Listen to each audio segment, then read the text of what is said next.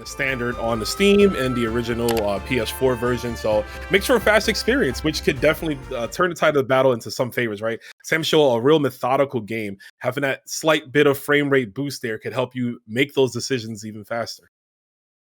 Yeah, no doubt. Okay, so it looks like we got our players ready, man. We got our first match of the night starting. We got Nako versus Jubei as we expected. Kellyanne on the left and Taki on the right. Yeah, gonna be a good matchup here. Jubei, we know what it is, has the range to keep her out. Them B normals, some of the best in the game, even despite the nerfs that he's received. But Nako, she gets in, man. She's real fast. She's deadly too. Definitely. I mean, speed is definitely her main thing. Very nice punish on the DP. That was obviously a miss combo, right, from Taki? Yeah. So Nako being so short. I had to pop that in real quick. Nako being so short goes right under the 5B, and because of that, the uppercut whiffs. And look at the big damage already. That's what Samurai Shodown is all about. That super special move dealing 70% of your health. Yeah, definitely. You got to be really careful about every big, like, you know, DP, whatever that you go for, because those punishes really hurt. Yeah, she's in the driver's seat right now. Tried to predict the fireball, was too late. And now we're gonna go for the chip with the weapon flip. No way, Aru. She tried to contest at the end. Yeah, it's very nice overhead going over the throw attempt. Kellyanne taking the first round. But yeah, sometimes you see that super and you want to start moving, but like this game has no auto guard, and also that super is also really weird. It'll like push you out of its range at some point, and like you'll be tricked into moving. You know, that's exactly what happened to Kelly. For sure. She couldn't really gauge where she was, right? Being in a corner, the throw missing early on, and Taki just dealing out those buttons there. This is a good position, blocks the ground saber, and that's the punish we wanted in the original first round. That is correct, and we're gonna get another throw combo, Kellyanne on death's door, and doesn't have the SSM to make this comeback. I don't know, this round is gonna be pretty tough for her to make, especially with a character like Nakoruru, who's not really an explosive character. Yeah, she needs that damage, right? Once she gets the rage meter in, she does have one of the better weapon flips, right? I believe it was like 8 frames or 10. It's really fast. It's fast as hell, yeah. Yeah, and it can punish Dude, even more. It used to be overhead too, but they took that away. Oh no, it was. I forgot about that. Yeah. But she's got it in now, so that rage meter's up. And the rage meter, I'm sure you heard this before, being tied to character emotions, apparently. So that's why hers is all out so fast, because she's not really an angry character. She's a nice little girl. That is true. Okay, she's in the corner. Kellyanne has to fight her way out. The thing with Nako, nice reflect on the fireball, but a little too far. Very nice chase with the slide. But like, look how little damage she does. You know, she's like a really hit and run type of character. Wants to pester you. She has really good punishes with her DP. But you know, I mean, Taki's not making it easy for her. Not at all. He actually used to throw the throw as well. Yeah, gonna have to activate. Don't want to lose your weapons. Jubei, definitely one of the worst characters without his weapons. Don't want to avoid that, of course. You can't avoid that crouching B though. Straight to the face, stabbing you in the eye. Really well done by Taki. Pretty much in control for most of the game. I mean, after that initial screw up with the DP and getting punished for like 70%, it was pretty much the Taki show after that. Definitely was. Kelly didn't really know how to approach it. Seems like you mentioned, Nako more of a hit and run kind of character, and Jubei, one of his biggest weaknesses is his comeback factor is not there. If you establish the life lead and he has to advance, it can be a struggle. So if we can get that game plan for Kelly, we might see a game 3. Oh, nice. Using the bird cling to get over the throw attempt, and Kelly punishing as well with the bird dive. Oh, that 5B anti-air from that range. Really good tool for Jubei. Blocks the overhead too far for the ground saber, and we really got to watch the spacing of those. Kelly's getting punished every time. Yeah, definitely. I mean, that's a really key part of her game, is being able to block and punish with those really fast specials. But I mean, nice. Goes right over the fireball. There you go. Different game, but I know you're, a little bit of a Nako player yourself in KOF, so you can see the vision here. Oh, definitely, yeah. I mean, it's almost impossible to compare the characters, though. They're so different, you know? Yeah, completely different engines. And we're taking flight with the bird. Just a run-up throw, this will be enough. Yeah, I mean, well done. Kelly, I think probably should have been able to see that one coming. I know it's really difficult, but like, he ran kind of a long way for that.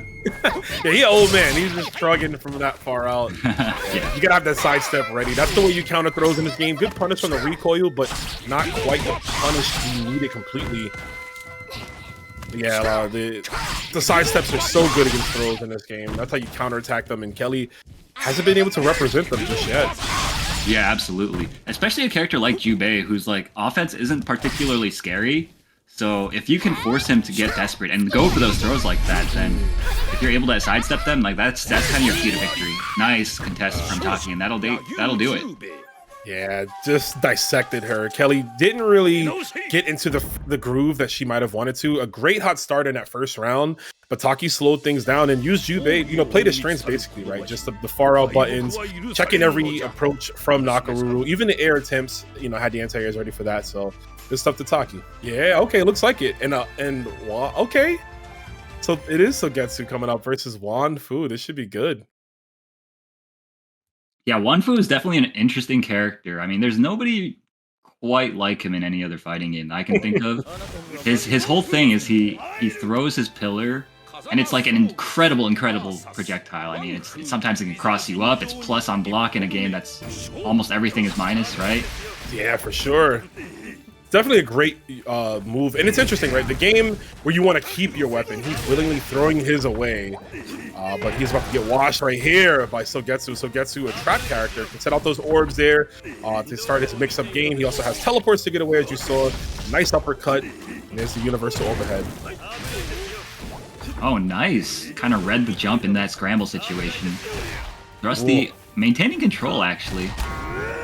Oh, he's not going to work. But you know what? Good patience, like we talked about in the previous set. Sometimes you can still get hit, right? There's no auto guard, and Thrusty knew that, so he blocked the entirety of that weapon flip and got the punish with the 5C.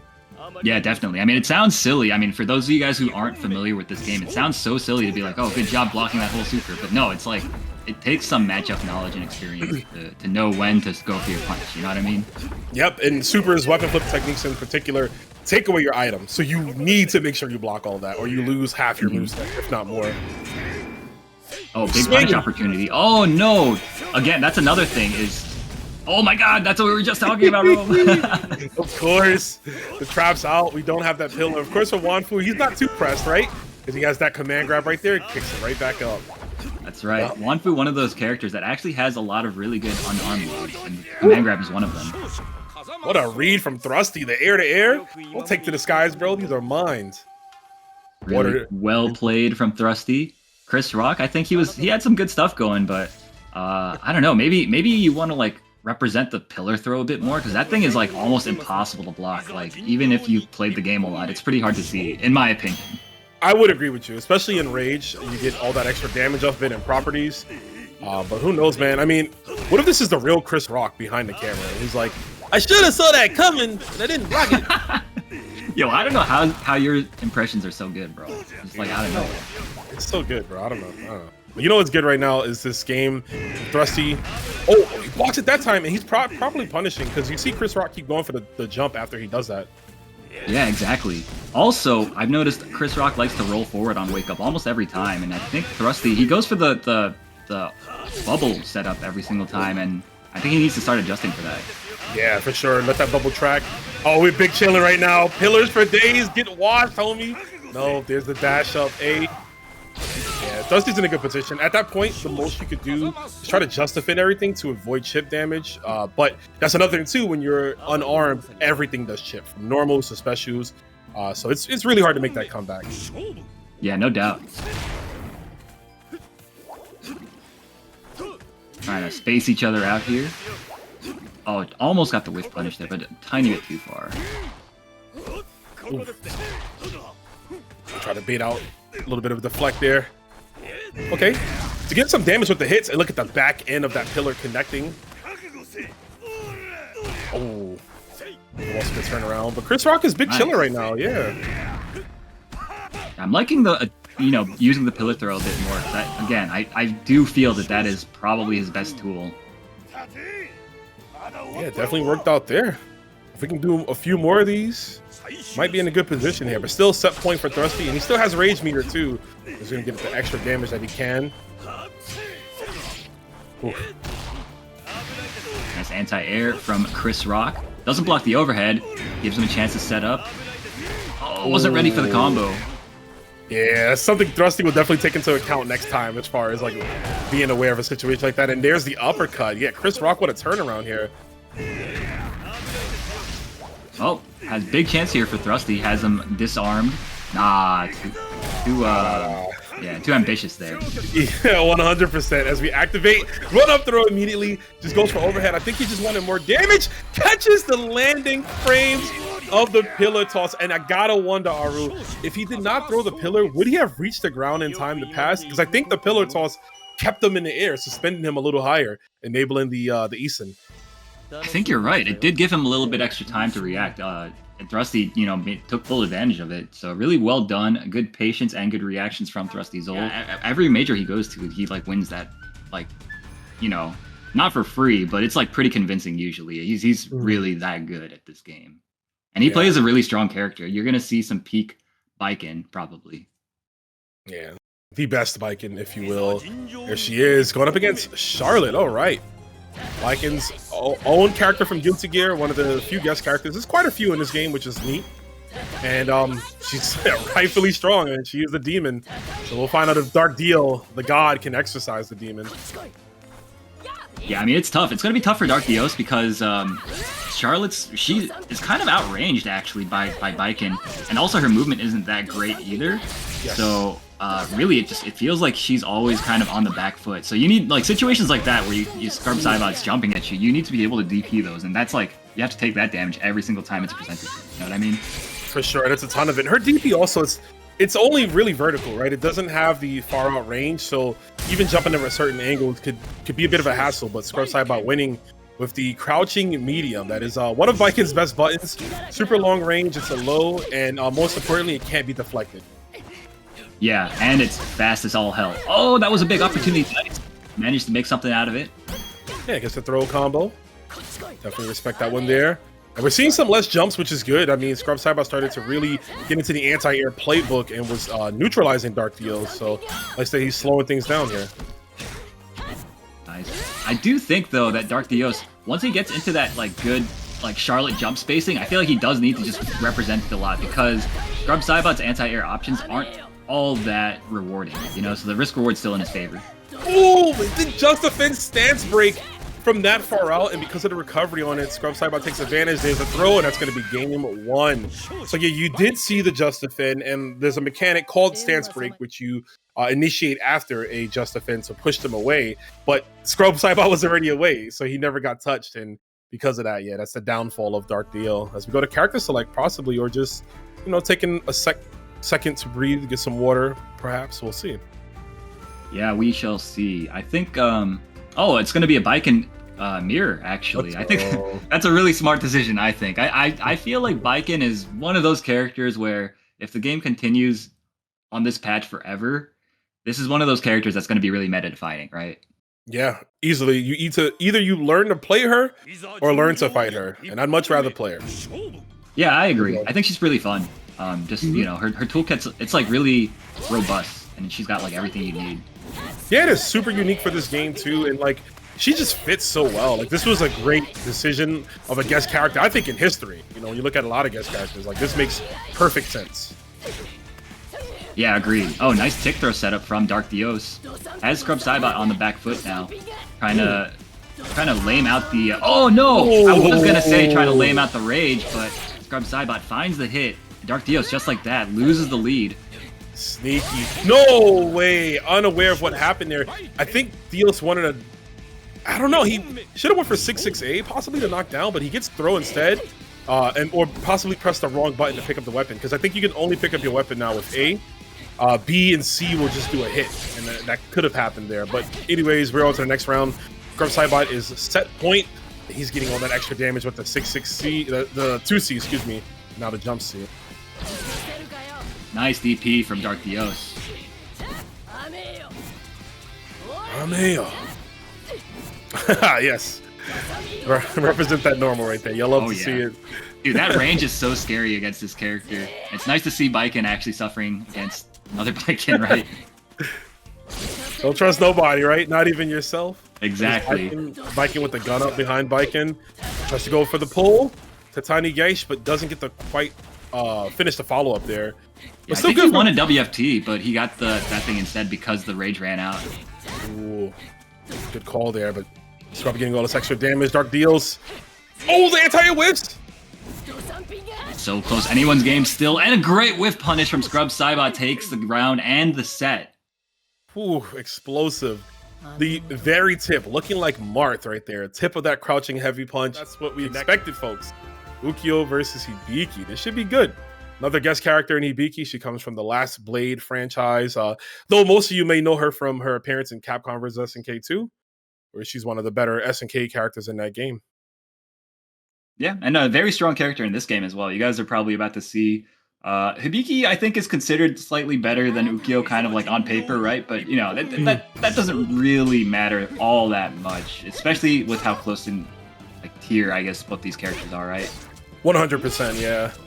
Oh, and we're 100 with that. Stand heavy punch right back at you, and I always forget the name of it, but a very similar sword style that they have, their fighting style, their stance. Yeah, the Yaido, the quick draw. Ooh, I love it. Rurouni Kenshin vibes. That's what it reminds me of. Exactly, yeah. And this is kind of like that gameplay that people think when they think of SamSho, right? It's like standing here at this range, trying to play like kind of like that footsies with the sword. Ooh, nice block on the overhead, but doesn't complete the combo. Yeah, he doesn't get it there, but there's that first Tsubame Gaish, one of the really most cool moves in fighting game history, just because of what it can be. But definitely on the back end, it's not something you want to deal with often. Just getting tapped on your dome constantly. Ooh, speaking of getting tapped, you are getting tapped for every approach. Sorrow, big chilling right now with the life lead. Yeah, definitely. I think, I mean, he's just coming out ahead in these like footsie situations. Nice. Smelled Ghost getting a little desperate, and did the neutral jump to punish it accordingly. She said, if that TB don't get you, bro, I will. Nice block on the running heavy, but no punish. It's actually kind of hard to punish those sometimes. Yeah, especially from that range. Oh my god! Just stopping every approach again. We're seeing that, like I said, the player versus player right here. He knows exactly when Ghost is trying to advance. Of course, the one time we go ourselves, Ghost gets the punish. And I mean, he's walking her down in a way to that corner, right? Well, actually, never mind. Just slowly pacing himself instead. Nice contest with the down C, but he's gonna need a lot more of those to make this back. He's getting him though. He's getting big damage. What's next? She just jumps right out. That's what's next, brother.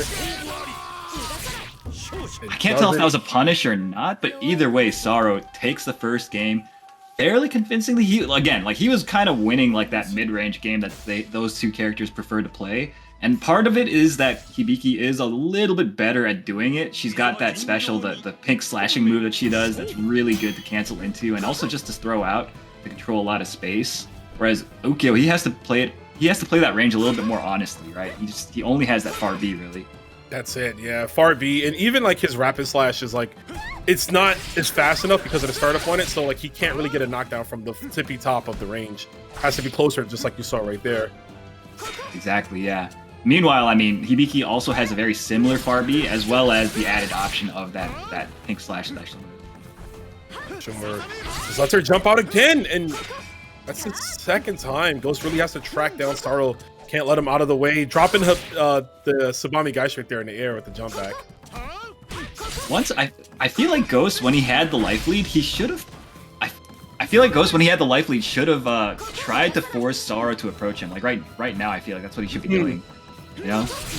Yeah, I mean, he's trying to, but getting whiff punished instead. And that's a lot of damage from the rage, and of course, another C slash and running to his doom. Yeah, Sorrow is in the driver's seat for sure right now. Even when Ghost has a slither of a life lead, it just gets taken away instantly. Yeah, definitely. I mean, again, that character is pretty explosive. She does a lot of really good damage. Oh, a big jump over the grab attempt, and again, Sorrow in the life lead. How does he approach? I mean, we're slowly locking in on rage, which will help us out, right? Get more damage. And we haven't seen the most dangerous part of Ukyo's game, right? The high-low, the Tsubame Gaish. We've just seen that move get, like, neutralized for the most part because of how well Sorrow knows this matchup. Of course, as soon as I say that, Aru, right? You know? Yeah, you had to prove you wrong, right? Oh, nice. Another overhead. This is kind of like the gameplay that you expect from, like early days Ukyo players, they all did this. They would just go high-low on your wake-up all day, right? 24/7. Yeah. Nice punish. Oh, I think he could have killed, actually. Yeah, maybe if he opted for the B version of the slash, but Who knows? And the wake up 3D, the 3K, if you will, which is a low, and it works out there. Yeah, no doubt. All right, Ghost now on the board. Needs another one of those if he wants this round, and that was not a great throw attempt. Yeah, but an equally not great punish, so he's very fortunate to be alive now. Nice whiff punish from Ghost. That's what we want to see. And a recoil punish. Yeah. Oh, that was a big jump. He could have anti-aired, but again, it's really hard to look for the footsies range. And oh my goodness, dude, he is doing so good in footsies right now. Hey, he listened to you. You told him the minute he gets the life lead, it just kind of fall back and pretty much do the opposite of what was happening. Doesn't go for the anti-air attempt again. I can't imagine that third one, so we definitely might see. He got a little greedy with that. That time, Saro ready with the punish. Yeah, instant stance break off the just defend. Yo, dude, the roll forward slide, or not slide, the roll forward sweep is kind of crazy, but I mess with it. I think it's so smart. It's definitely working out, but that guard gauge getting worked right now. Ghost's gonna have to possibly activate soon just to create some space against Saro. He cannot afford to get that guard broken right now. Gets the run up throw. This should close it. No, pixel left, Haru. Anything can happen still. Ghost has to use the Rage Explode here, yeah. Oh no, runs right into it, and now just anybody's game. Next punch wins. Oh my god, and he just sends it on the Tsubame Gaish and takes the second game, tying it up 1-1.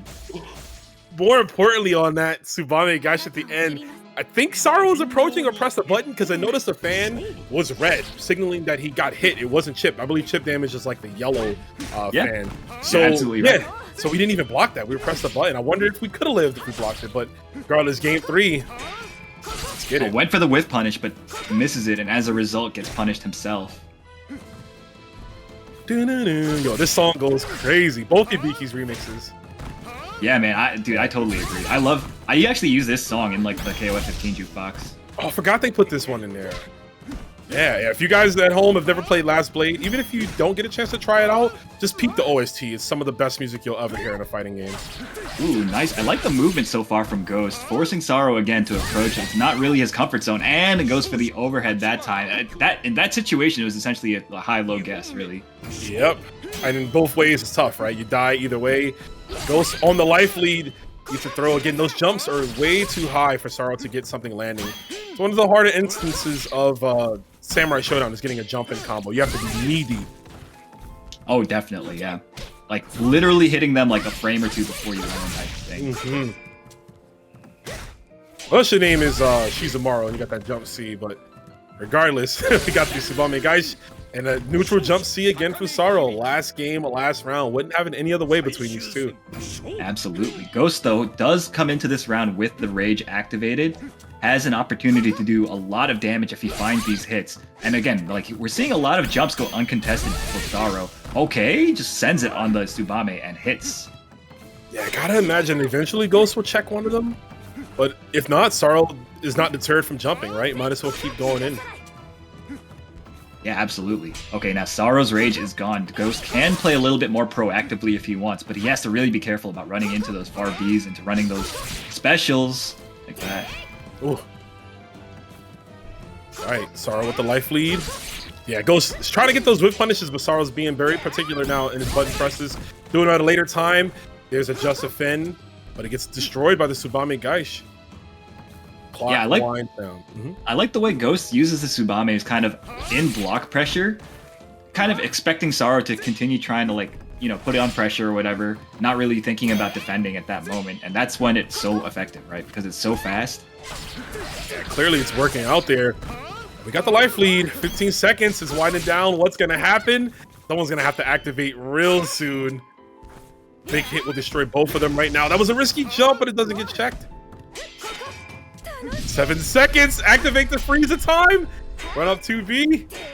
Anyone's game. Oh, and the reversal Tsubame takes it for Ghost.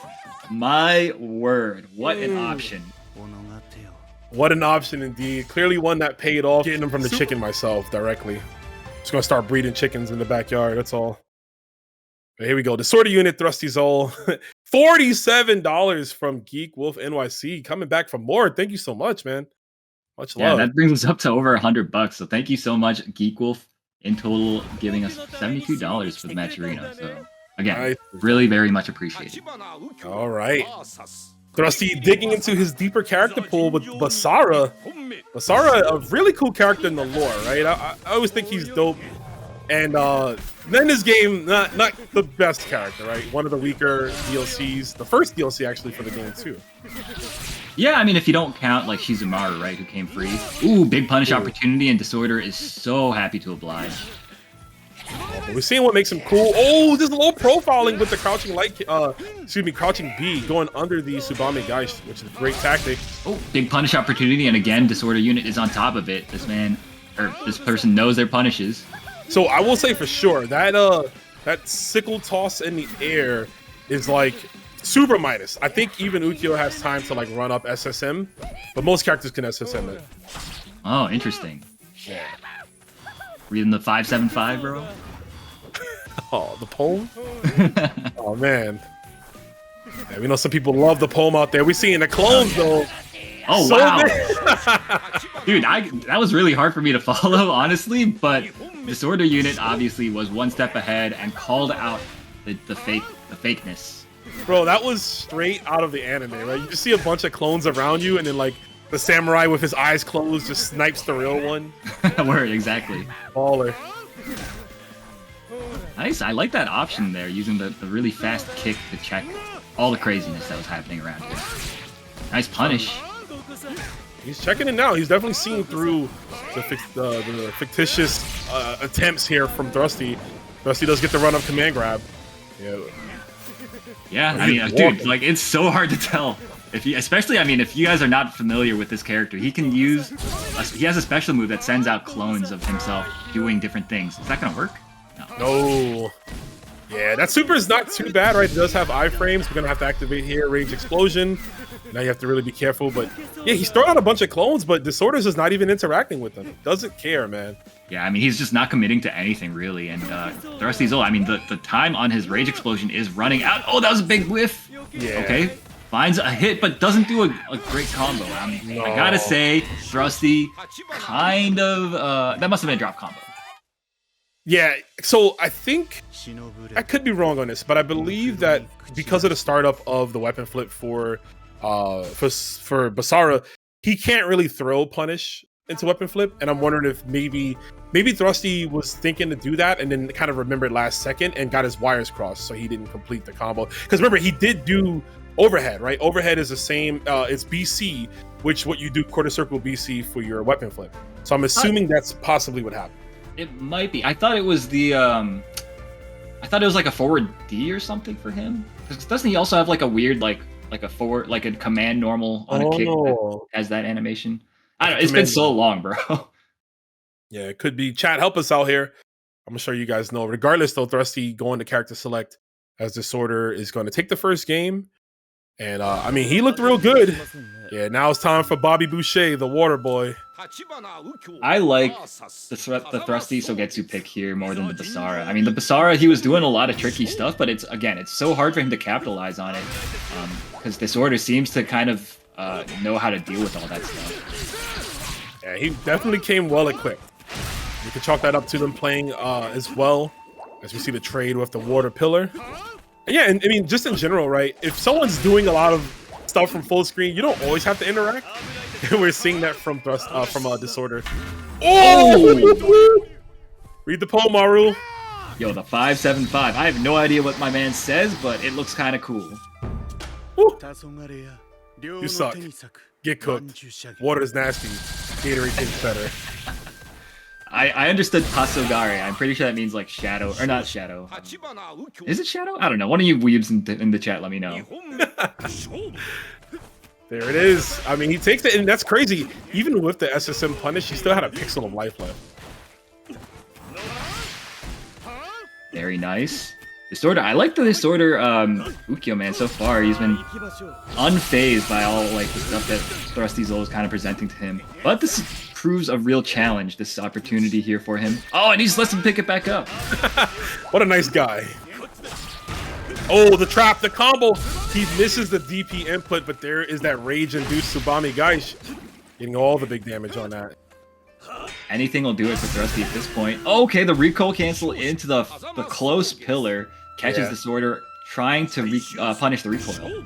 That was cute. Yeah, it almost felt like he did punish that on like the earliest frame possible, right? After whiffing with the recoil. Oh, speaking of whiffing, the sidestep on the Tsubame.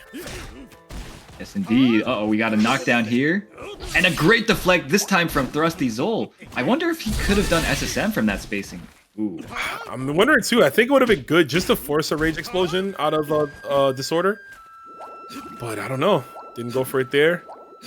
Thrusty's getting caught a lot, actually, trying to set up the balls on Wake Up, right? And I think it's because he's not really accounting for the fact that a lot of these players like to just roll forward on him, you know? Yeah, and punish it. Definitely working out here. Taking a slow approach with the water. Gets hit by the water there, activates, and this is going to get even more dangerous. Any water hit leads into an Easton, which is one of the fastest moves and clears the screen. Speaking of clearing, we clear with that dash up. Normal, you have to activate. Yeah, you don't want to die here. Yeah, that's going to be it, the whiff punish as Thrusty picks it up. Let's go. It's 1-1 now. That was beautifully done, actually. Thrusty, he backdashed and made Disorder Unit whiff that running heavy and was so ready with the E-Send to whiff punish that attempt from Disorder Units. Really just, I mean, great play in the Rage Explosion from ThrustyZol. Super hype. Nice adaptation. And he's sitting pretty right now. Let's see what Disorder can do. But I do think Disorder has been doing a good job of just not really engaging with what Thrusty wants to do. Thrusty loses patience, advances, and then, you know, Disorder capitalizes. But here we go. All right, Thrusty content to sit on the life lead and just set up these water orbs. My man's putting out the pure life. Oh, and again, like the roll forward, rolling through Thrusty, and punishing with the Tsubame, which is obviously one of the fastest moves in the game. Oh, speaking of fast, gaining speed again on him. Okay, this is going to be tough for Thrusty. He has to essentially just defend, of course, the cross slash, the dashing B attack there. Auto crosses up for Ukyo can make a real dangerous tool in high pressure situations like that when the health is low and the timer is just as low. And I gotta say, like, Thrusty was in such good control of that round until that one bad water orb attempt gets punished with the Tsubame. The knockdown happens, and then he just loses situation after situation, and then loses the round quickly as a result. Has to really be careful, I think, with those orbs. Yeah, those decisions have to count. And every time he's checking those teleports there, Disorder well aware that he can just play the game he wants, especially once you establish the life lead with a character like Ukyo, and he's getting all this extra incremental damage in. Thrusty's gonna have to find something quickly, Aru. This might be as good as done. Yeah, I mean, he's got, you know, he's at a very severe life disadvantage at the moment, and Disorder Unit is just content to do nothing and stand here. There's really no way for ThrustyZol to threaten him from that spacing. Not at all. Yeah, you saw him throw an apple there too. You offered him peace offering, some food. Ooh, nice slide. Okay. Okay. Oh, he drops it. Okay. Oh, he went for the fancy stuff. Yeah. Tried to go for a bit of a unblockable setup right there, using the push start of the Rage Explosion, but yeah, it was too slow. Yes. Hey, we heard you. Spaztico playing Yoshitora. Tokugawa Shogunate, man. A dude with all the swords and all the ladies. Let's get it. Yeah, so this matchup, I think it's like probably not like the worst versus Baiken matchup in the game, but I also don't think that it's particularly good either. That down B is really good, and she's got really great anti-air options as well to stop you from just using that jump C willy-nilly, right? And yeah, I think one of his best tools, yeah. Yeah, definitely. And once Scrub Saibot gets kind of a read or feel for Spaztico's like jump habits, I think we're probably gonna see that get shut down pretty heavily. Like we're already kind of seeing it, right? Yo, 100% goes for a risky BP. Yo, the patience from Scrub Saibot. A lot of players will do that. They'll whiff an uppercut. The opponent will try to punish that and then eat another one. But Scrub had that scouted. Nice run up throw to start things off. Okay, doesn't block the second hit. The second hit is also a low, right? Yep. Second hit, the punish on the way down. Doesn't want to lose his weapon just yet. And activating Rage Explosion this early in the round means that even if we win another game, we're not going to have the extra gun to cancel to super. Yeah, Scrub happy to oblige. He will take that. Yeah, agreed. But that, again, like Spaztico, that was a great rage explosion from them as well, because that attack would have hurt so badly. Nice. Okay, gets the knockdown, gets to pick up the sword. What we got? Overhead? Wow, okay, just wake up command grab. Yeah, and slowly unlocking those swords. You know, Yoshitora, what he's known for mostly landing all those special moves of his, allows him to get one of the best special moves in the game. We're about, I want to say, halfway through, right? 7 moves. He's done 3 so far. Yeah, absolutely. Nice block there. And again, you can't really play... Oh boy, here we go. Nice little combo from Saibot. And again, Spaztico at the life disadvantage. And we blocked that so far out. The big hit from the heavy and the counter anti-air scrub. Saibot with the big flex, taking that first game. Yeah, that was really well played from Saibot. It felt like he was pretty in control that entire round, right? And again, it's kind of comes down to those characters' kits. Yoshitora has to take a lot of risks to get any offense going against Baiken because his moves are really stubby. If he trades in the air, his moves are all multi-hitting, so like he always comes out short in the trades. All that type of stuff compounds together to make for kind of like a frustrating experience, in my opinion. Yeah, I mean, that's a great analysis, right? And it does. Look at the cat in the picture, though. You got to give him credit for that. Cute little kitty cat right there. But hopefully that cat can give Spaztico the extra courage to figure out, and confidence, I should say, to figure out what to do in this matchup. Scrub not making it easy for anybody. Perhaps a change of stage. Let's see what we can do here. Right, and yeah, it's so, again, like, Yoshitora needs to be in your face to get any, like, to be a threat, really. And it's just so hard to get yourself in there, right? And you're seeing it right now. Dude, that DP just lost to the jump C. Yep. Let's go. I mean, it's one of his best tools, right? And there's the bolt-on. Catch an anti-air bait on the command grab. He does properly sidestep. Wow, that was so deep in with that jump B. Oh, definitely. Oh my goodness. Yo, Scrub is just not letting Spaztico get anything started. Yeah, the spacing on that 5A, just knowing, that 5B, knowing where he is, like, at all times. Yeah, Scrub is well poised and versed in this one here. Yeah, I mean, I remember he used to play a lot with, like, Bubba, right? And, like, Bubba is one of the premier Yoshitoras, as far as I'm aware, right? So, he has a lot of experience. Second place at EVO last year, right? Very close to winning. So Bubba's, I mean, definitely going to give you that experience. And you're seeing it come out right now. The high-low, we don't know where to go. Spaztico is looking for answers, looking for religion. You got to get it. Can't find it here, but I'll send you back into heaven. Bro, that was a crazy sequence, though. Scrub Saibot whiffing the Tatami Gaish right in front of Spaztico's face, creating kind of a scramble situation, but it seems that he was aware that he would recover before the E-send. The Galford, yes, sir. Yeah, I mean, Maki, this guy, he's just really clean. He's always posting, like, clips of Samurai Shodown on Twitter, right? So if you ever see any cool clips, it's probably him that's posting them. Him and, you know, among others, but it's always Maki that I noticed the most doing it, right? Yeah, Maki he's like, just really cool moments in matches, not just big combos, but, you know, big reads, cool moments in general. And we'll see some cool stuff here in this matchup there already with the anti-air that low. And I like that he doesn't go for an air normal, knowing that it won't land in time to combo. So just uses the long-winded recovery of the throw whip. Nice stance break from Maki, and a nice throw as well. Gonna get rewarded pretty heavily for this. Ooh, matching him in the air with that jump C. That was a great read from Maki. And then, yo, that's the royalpsycho, right? He likes to run under as you jump and then command grab you. You can't do anything about that, right? Yeah, you gotta hold the strike heads. Backing away, this is where Galford excels, a zoning game. And again, like I've mentioned, a character like Jubei, he does have the life lead, but when he is underneath, it is hard to make the comeback, and Galford takes full advantage. Oh, nice. Using the sweep there in that crazy scramble situation. royalpsycho gets the knockdown, sets up the dog, goes overhead and then low. Looking for the double. Sending out the doggo. Poppy finds nice nothing. Air though. throw. That's gonna be it. I got you on the ground, you got me in the air. We get to confirm 2B into uppercut. Maki going into this next round with a very, very large rage bar, right? I mean, he's got so much time left on that thing.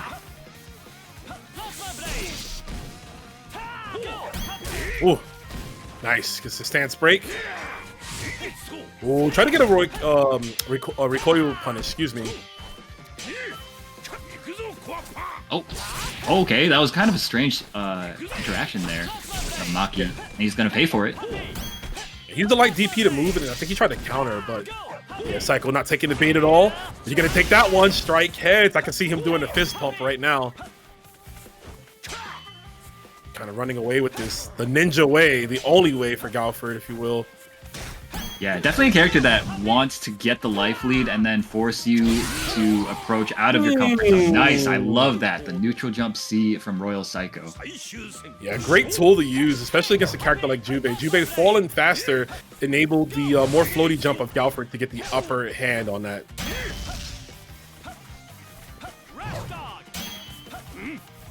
Oh, big whiff there, and he's going to use the weapon flipping technique. Yeah, I think that he was forced to use that there. Doesn't want to go down that early. Definitely. Don't want to lose out on your weapon. Okay, good dodge. I can't help but wonder if he reacted with weapon flip, would Maki be able, Psycho be able to dodge that? Because weapon flip does have a big radius on it. Yeah, I wonder. It's also really slow, though. Maybe he didn't have faith that it would connect, right? For sure. Yeah, it does have some wind up on the startup. Yeah, out of resources. Not out of everything, though. Maki still has access to SSM, which could really help him out in this matchup.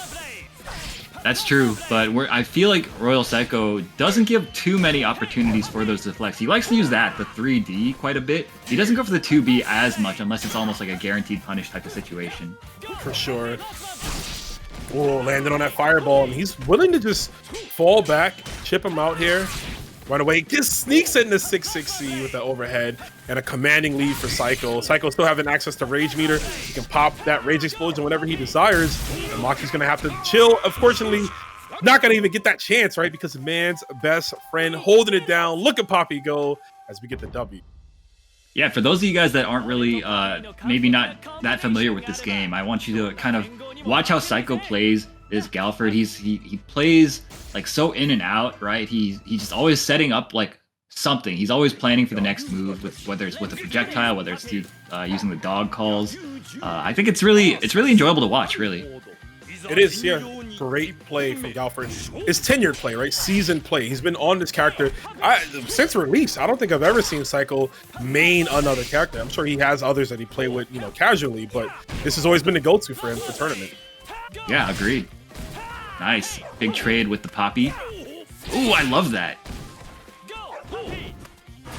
Hey, you rolling into my arms, homie. Can't be doing that one there. Yeah, he's using the dog, kind of like the delayed impact of the dog to force people to stand still and then grabbing them using that fear. Like you said, everything is a setup, essentially. The dog, and it's kind of built into the character itself, right? You send out the dog on a knockdown, and then it gives you a chance to follow up with that. A strike head's gonna do it.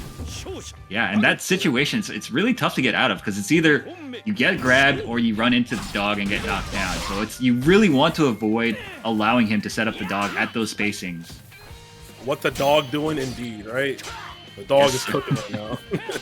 The dog is cooking. You got a bear in the background, a deer. This is a nice stage. It's funny how the animals are just kind of stoic watching on the battle. Like, they're used to this. And they are, right? It's the animal kingdom. They see, what did Cameron say? He paid a full, animals die every day, bro. Yeah, animals. Yes, that's what he said. They're used to it. Ooh. Nice. Dude, that was beautifully done. royalpsycho putting on a clinic right now. 100%. Out here.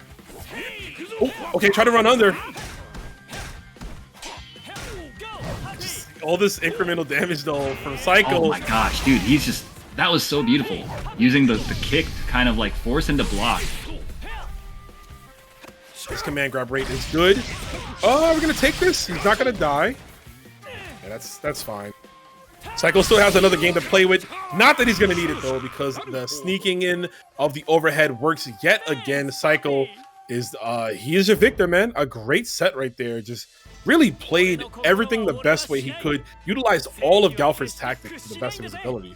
We got Hanzo Hattori. This should be a good one here. CIPHER digging into the ninja bag, playing Hanzo. Hanzo's really cool, man. great design, lots of fun moves. Not the easiest character to play in a game like this, right? But we'll see what Cypher can do. Yeah, I mean, really, it's going to be pretty exciting. Hanzo is another one of those characters. He's a ninja character. He shares a lot of the same normals as Galford, and he has a similar game plan where he wants to set up his offense and create space to do so. Yeah, and a strong fireball too. Of course, the properties of his are a little different than Galford's, but strong nonetheless. Especially in that rage, right? It becomes 7 hits. Gnarly. Oh yeah, and a game with no auto guard as well. That type of fireball is just insane. The character is he's like a boss character when he's in rage. All right, I might expose myself here, but anyone who played Samurai Shodown as a kid on the Genesis, when you saw Galford and Hanzo, did you think they were brothers? Because they had the same exact the stance, and they were same sprites essentially, just different skins or whatever. I used to think they were brothers. Yeah, but this guy's Japanese. Galford's a white boy, so you think that work, right? 3-year-old, 4-year-old Rome knew the difference between a Japanese person and an American? Oh, you didn't see color back then? Nah, bro, I still don't to this day. Oh, where? Okay. Only color I see right now is the orange that Cypher is in because he is less on health.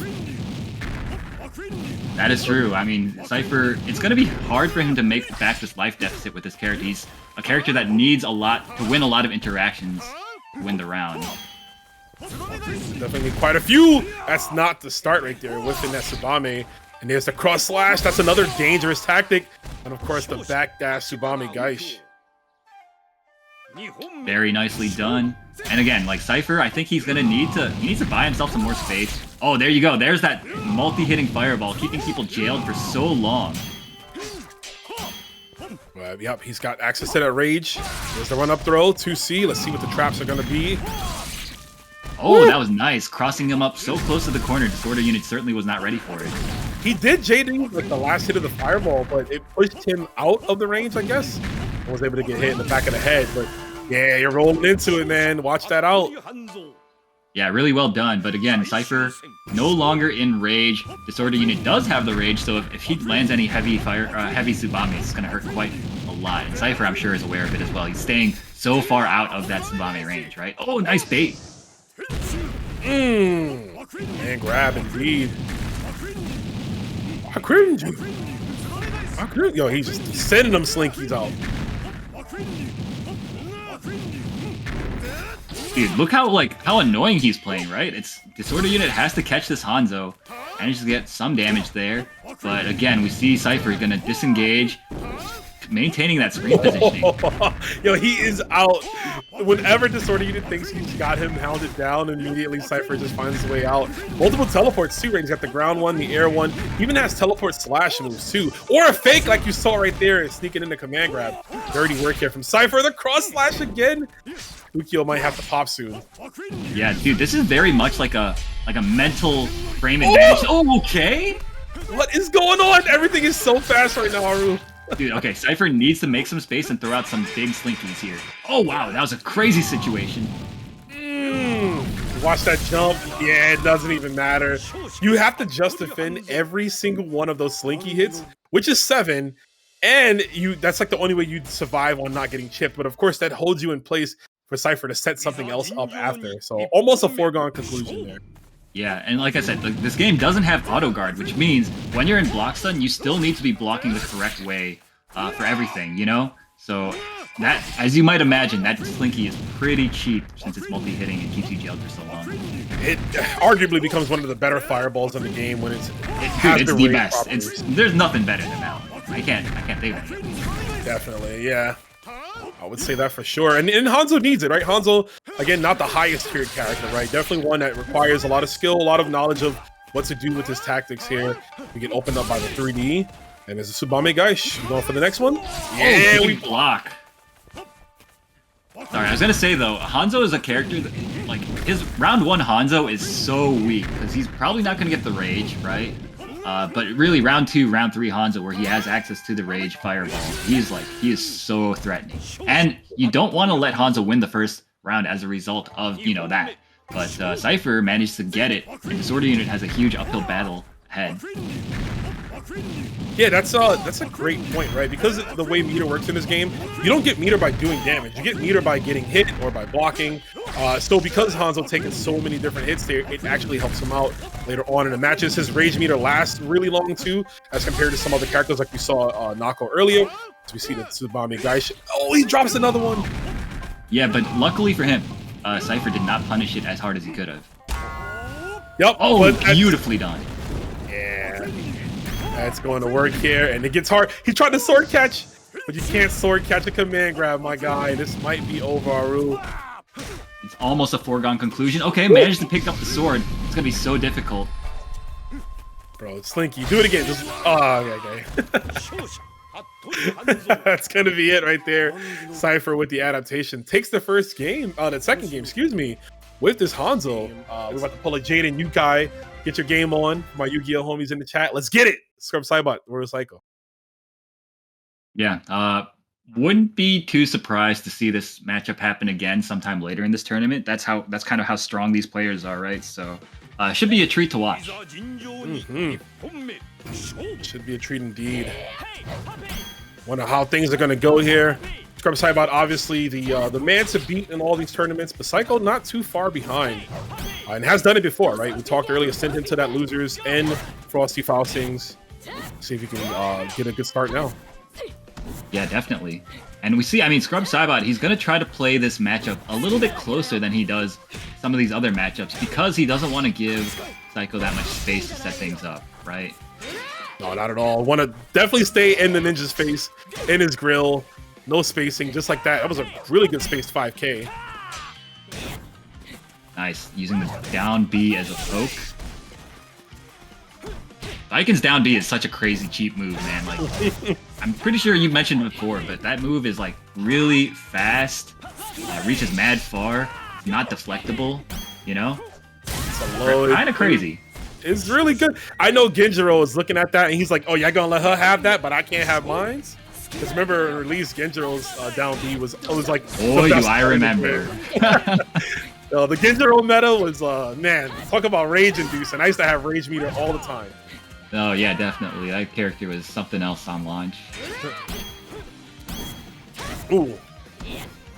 Very nice. Using those down Bs, controlling all that space. Nice fireball from Psycho. But again, dude, like, that does no damage. And every time you throw a fireball as Galford, it's really risky because if it gets blocked from even Footsie's range, it's a punish, you know?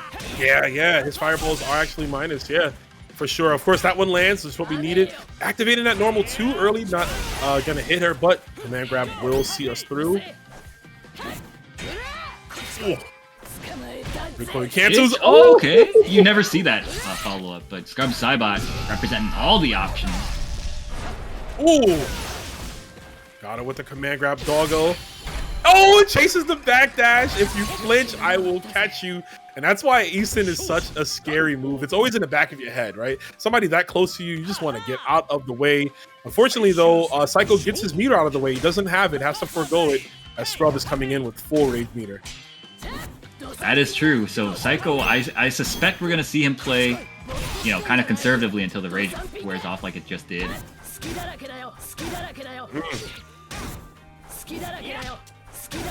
Oh, the anti-air 5A. A little bit of Street Fighter 5. Ooh. Oh my goodness, dude! Just mixing up between overhead and low at that one spacing, and it's proving very effectively. I mean, look how quickly royalpsycho just melted that round. Seriously, damn, Poppy looks so disappointed. I always get sad when I see Poppy looking sad. No bueno. I'm more of a cat person, so it's like, yeah, it's sad, but you know, I can live with it. What if Galford had a cat in Samurai Shodown 8? I might play him. I might actually play him. Little Palico? Yo, if they bring back Mizuki and she has like her little weird demon things that sort of look cat-like, I might play her, you know? Oh, the little beast thing. Well, yeah. That was cool. God bless Mizuki. That was a cool boss character. Dude, I agree. I want to see her back. She was so interesting. She took years off my life, though. If you guys remember when I played Samurai Shodown 2 for the first time, I think I spent 2 hours fighting her in arcade mode. 2 hours I'll never get back. But we'll see if royalpsycho can get his get back now against Scrub Saibot. Took it to the dojo stage. And I forget his name, but the guy in the background, actually one of the secret characters in Samurai Shodown 2, which is cool. Isn't it like Kuro something? I think it's KrissrocK, right? It might KrissrocK, yeah. It might be KrissrocK, yeah. I like when fighting games would do stuff like that, you know, just have these weird background characters as like hidden characters in games. Yeah, like that guy from like Marvel 1, was it? Oh yeah, the comedian dude, yeah. Yeah. Okay, but yeah, while we were yapping, Saibot taking the first round pretty convincingly from royalpsycho. Like Psycho just can't play his game plan effectively against Saibot, right? Yeah, and how do you do it against someone you've played a million times, right? Like, we gotta always factor that in. It's been so long, it's been so many offline, online events. It's a lot of knowledge here, and Scrub just playing ahead of the curve. Yeah, agreed. I mean, he pilots this character Baiken so well. This is a character that a lot of players have, you know, expressed distaste for because she seems really strong, but at the same time, nobody's really playing her like from Saibot is, you know? 100%. Yeah, I can count on one hand, maybe even two fingers, the players that use Baiken to this ability. But he is getting the best out of it that he can. Good air grab. There's a fireball landing into it there. If we can start up the zoning game here from Psycho. 25 seconds, gets the sweep. Ooh. Nice. Catches her sleeping. The royalpsycho still has to make a little bit of life disappear. There you go. Two Ds takes it for a royalpsycho. Oh, he's stepping all on her feet, bro. She don't got the protected shoes, so you know, stop that. So gotta hold that. Yeah, Osha would be very displeased. I would hate it. Oh, big whiff punish there.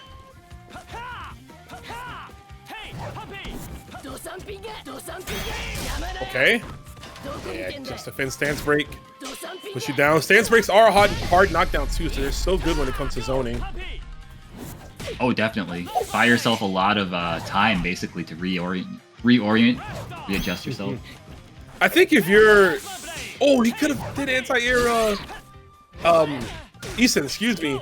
But I was gonna say, I think if you are Scrub, you don't mind getting hit by an Eason just because you don't lose your weapon as opposed to a weapon flip. And the Eason bar is so low, not that it matters here. SSM, failed attempt, desperation move, if you will. Scrub Saibot advances to winners finals.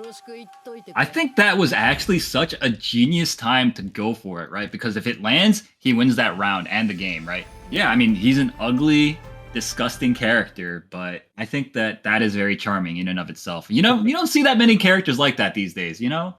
100%. SamSho has a lot of fat, ugly guys, right? Shout outs to KrissrocK. Actually, no shout outs to KrissrocK. No, yeah, shout outs. Yo, come on, man. That character's sick. Nah, bro. Check these girls. Here we go. And Ghost opting for Baiken. I agree. I don't think the Ukyo matchup would have been favorable for him. Baiken at least has the longer range herself to extend, so. Yeah, interesting. I wonder why he doesn't like the Ukyo into Earthquake, right? I don't know, but right now, not like the Baiken is doing too much. Kotir just... Oh, that could be the reason why, that jump B from Baiken. Okay, I can see that. Oh my goodness, I like that. Using the... It's essentially an instant overhead, what Kotir's doing. When my man just starts sitting on you. Crazy work there. That's PRLOL, my boy. The cross-up sit, bro. Big booty Earthquake. We get that $20 contribution. Thank you so much. That move is so odd. Like you can literally change your jump arc at any moment in your jump with that move, and it's, you know, it's an overhead that can hit multiple times. There's gaps in between. It's just hard to describe. There's no move. I don't think there's any other move like it in any other fighting. For sure. Use ninjas, man. Oh, anti-air. Dude, that move feels like if he was in KOF, that would be like a stand CD. Oh, definitely. Like a counter hit CD, right? Mm-hmm. I can see that coming. Just like that command grab, we didn't see that. Kotir big chillin'. One more hit will do it. Ghostin's out of luck right here. Yeah, he's just looking completely controlled by Kotir, right? And Kotir, yeah, great showing with that Earthquake in this first game. Yo, this dude Earthquake just sat on her like 20 times. Whether it was the butt bomb move or the command grab, like this dude be sitting.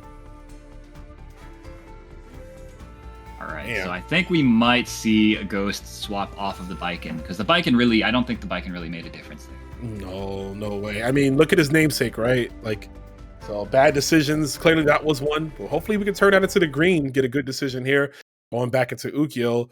and just try to stay on top of things. There's a reason he didn't play Ukyo initially, and I wonder if that was just, the matchup itself, but possibly, once again, whether it's a bad matchup or not, the character you've played the most is the one you're going to have the most experience with, so that might work out for you.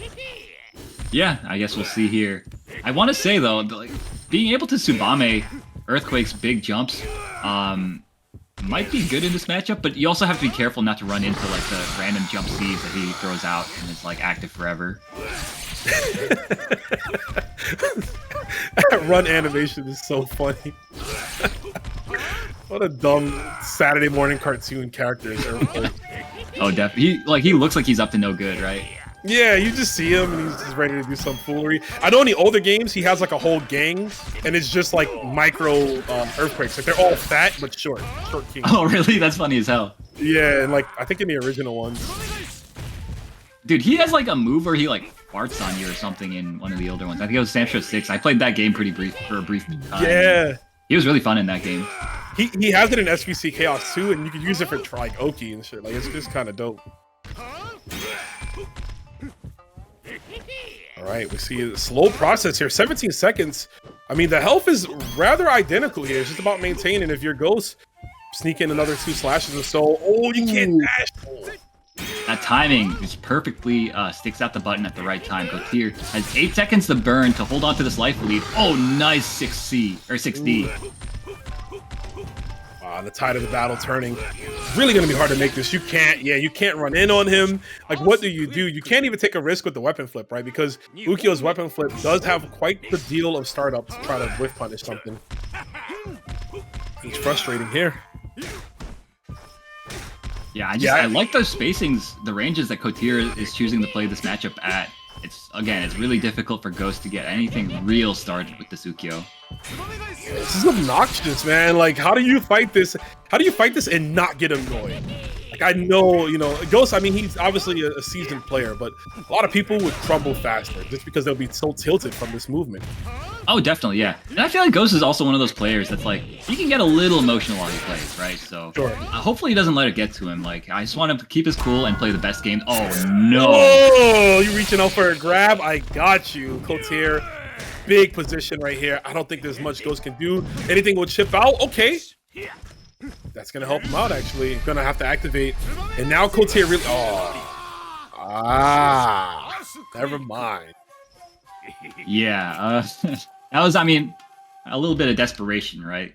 I mean, what can you do at that point? As you can see, a lot of the characters that we're seeing represented right now they weren't necessarily all like too popular before, right? Obviously, Baiken's a big one. Hibiki, of course, another big one that it's pretty common these days, but not so much before. Basara, though, interesting. Now, this is definitely a rare character. Yeah. Only saw one earlier, and that was Thrusty, who was unsuccessful with it. Switched out for Sogetsu and won. But let's see here if PhantomCR can do it. Yeah, so another character that's kind of hard to describe for people that might be new to SamSho, but this is a character... Oh, okay, it doesn't block all the way. Yeah, got overzealous there. He was itching, looking for that big punish on the way down, but... Yeah, you're not going to get many chances to hit that now. Yeah, but Basara is a very fragile character, very low life, but he has these special moves that make it look like he's doing something for a little bit. He's got these little clones that he sends out. And like you see in his dash startup and his jump startups, he kind of disappears for a little bit. So you can play with your expectations using that special move I just described.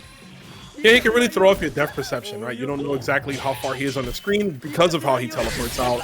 Of course, we knew there from whiffing the overhead, Maki gonna send out that 5B. I mean, it's just a safe button, right?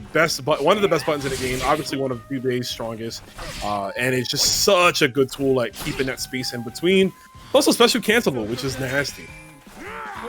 Oh, no doubt. Oh, nice anti-air from Maki. Okay, and yeah, this is one of the hallmarks of Basara's game, is the ability to send out that homing fireball that travels really slowly. He can use it to kind of set up his own offense, but he's also a character that's not very rewarding. Like, you need to hit people a lot of times to kill them. Yeah, that orb does no damage at all, right? But it's just supposed to lock you in place so the real battle begins, right? Where he could do what he wants underneath it. But again, Maki meeting him in the air with those jump normals, he has zero fear right now. Blocking the low. I was gonna say, I think Basara has like kind of a similar game plan to like your ninjas, right? Like the Galford, the Hanzo, but I think his kit is just not as good overall. And not as robust. Maki, big chilling right now, using the just defense stance break, maintain the space. Life lead is into, we got the round as well, excuse me. But the rage though, I mean not the rage, sorry, the guard meter though, he's blinking red right now. Yeah, I mean, if he blocks a heavy attack, he will get guard broken. Oh, but there's no opportunity for Phantom to hit that heavy. Maki was just kind of all over him with that Jubei, throwing out those big limbs, not letting Phantom get anything started, not giving him the space that he needs. Zero time to react to it, but going right into this one, maybe he figured things out here. That was almost a good jump. I mean, that was a good jump. Did some nice damage, but not deep enough to get a full conversion. Just teleports in his face, but nothing after. Maki with the punish on the way down. Oh, nice block on that cross under. Gives Phantom another opportunity to get something started here. But so far, I mean, Phantom's been a little unsuccessful. Maki just seems kind of in control and aware of this matchup and how to play it. Yeah, as you can see right there, punishing the slide kick. Fully. Oh, with punish C. And we have bar. Again, the weapon flip from Basara is good. It does have iframes, but I'll just run right through that fireball, says Maki. Yeah, that's kind of the issue, is the fact that it starts from kind of like a high position and it needs to find its way downwards. So you really need a lot of space to get things started. Woo! Nice! Catches the neutral jump. Chip. No, not enough. Oh, the wrong normal, but still the recovery on the uppercut allows Phantom to win. That was almost a bad choke right there if that didn't work. But yeah, he used that fake. You mentioned it earlier, like the fake teleports that Basara has, and it worked out. It caused Maki to jump. Definitely. And now Phantom, though, has a big life deficit to make up in this round. He does have Rage, and like you said, his WFT is pretty serviceable. It does have some invincibility on startup, but it's also, on the other hand, it's very, very slow. That's something you want to be careful of, but there's the cross-up. Oh, I'll run into him, yeah. And Jubei has the life lead, doesn't really need to try to press to win. Can kind of just wait for Phantom, right, to come in and get some hits in, but Phantom starting to mount a bunch of hits. There's a command grab dragging you down, excuse me. That command grab is so sick. It reminds me of like, what's it called? Jeddah? Was it Hellraiser? No. Well, yeah, Jeddah as well, but the horror movie, I think it was Hellraiser? Oh, yeah, doing all the pins. And Yeah, Pinhead. Yeah. I'm not too big of a horror movie kind of guy. I'm scared, bro. I'm like not like a huge fan either, but I did play some DBD and I watched some of those movies. Hellraiser was a pretty good one. Nice contest from Maki. Yeah, just a 5A, super safe there.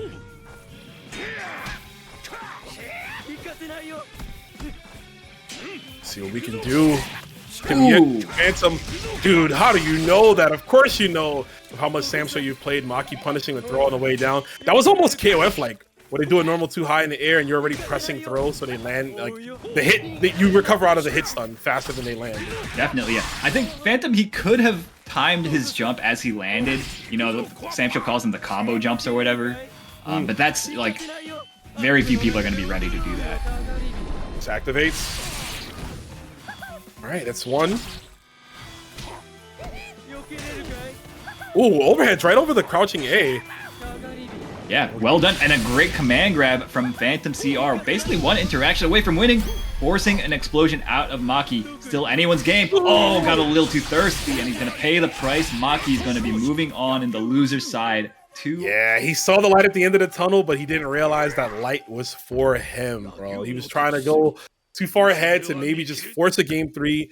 Maki showing his composure, and that's it. He's going to take that one in advance. Phantom is eliminated. Kotir again on Earthquake forever. And why does he need to change, right? On the way he's playing right now, he don't need to switch to anybody. He can run it down with the Fat Boy Ninja, and he's going up against another ninja in Galford, royalpsycho zone. So should be an exciting matchup. A runaway game for both players here.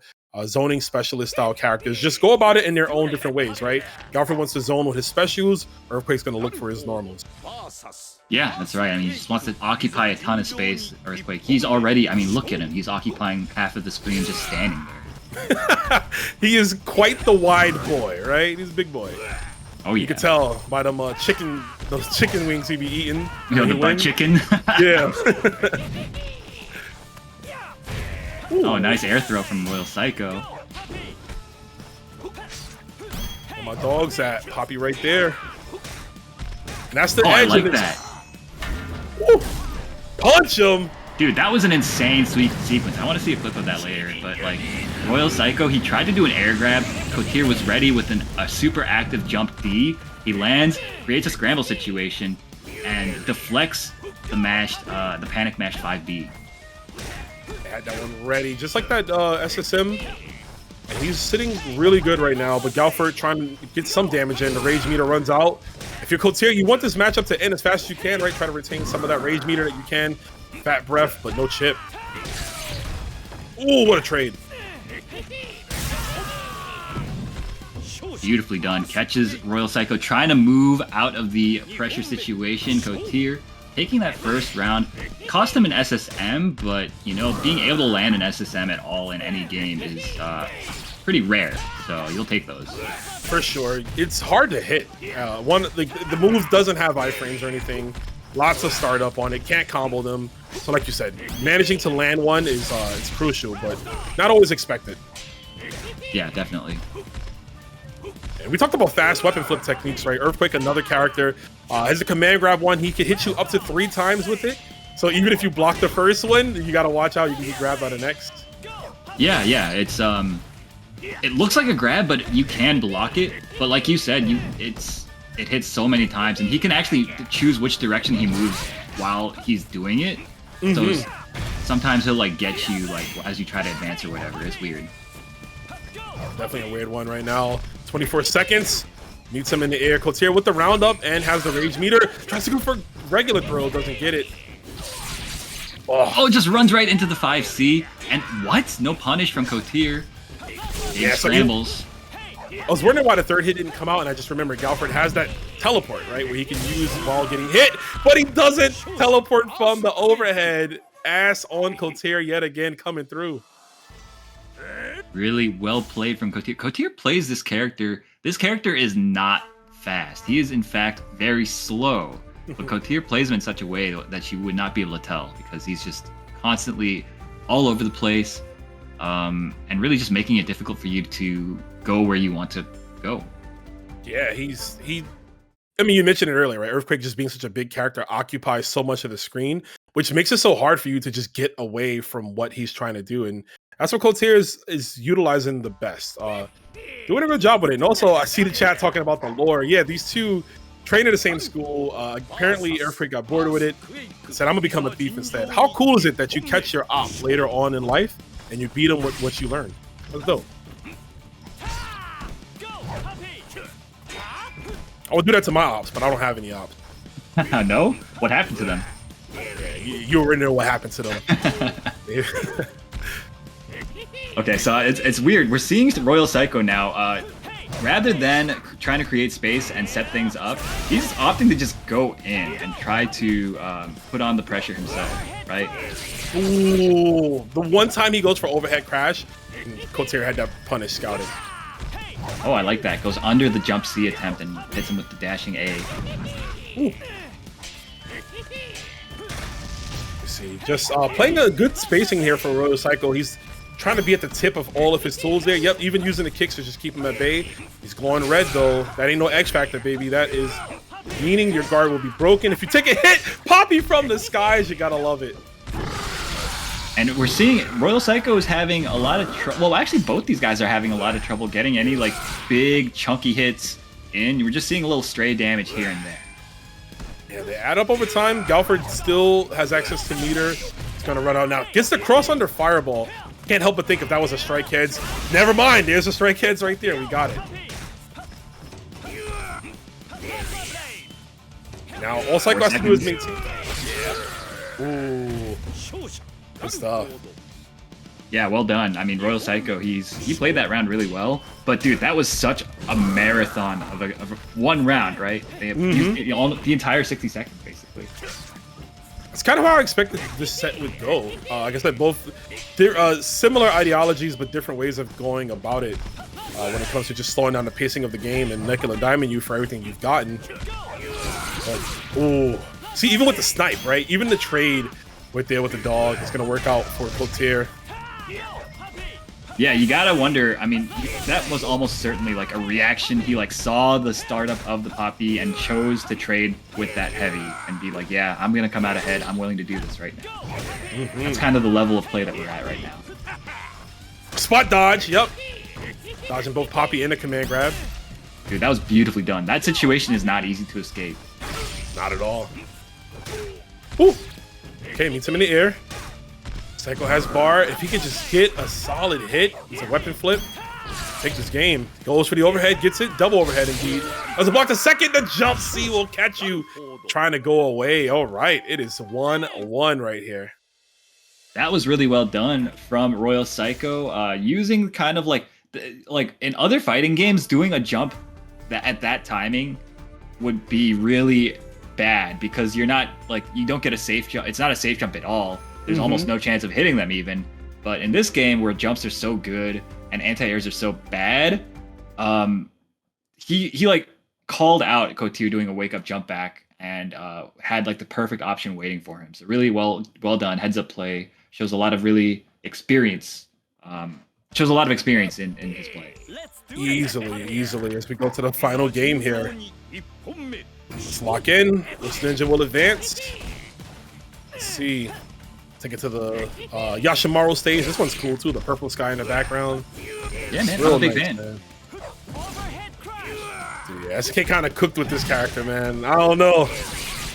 There you go. Wait, which one? I mean, I like both of them, but... Oh, no, I was saying Yashimaru. My bad. I'm still talking about him, yeah. But these two are cool too. Galford, I mean, Galford is like, you know, he's definitely one of the more iconic characters of the series. He's been in everyone. Earthquake was in the initial game, but I know some of them later on they took him out, and this is kind of his big return, right? Because he missed his 5 specials, I believe. Yeah, he did. He was in 6, but so was like everybody. So yeah, 6 is literally everybody, and Andrew Jackson, right? Yeah, that guy. Andy Roja actually had like a few weird new characters. Right? They had like that, like the puppet character, right? 6 is a different game, a Thomas Wave era, but we're going to see who's going to ride the wave of victory here. royalpsycho looking for the chip out, possibly, but no, there's a lot more health for Kotir. Kotir with the spin to win, but it doesn't kill, but the 6-6D will. Well played from Kotir, puts himself on set point here. Oh, the recoil punish.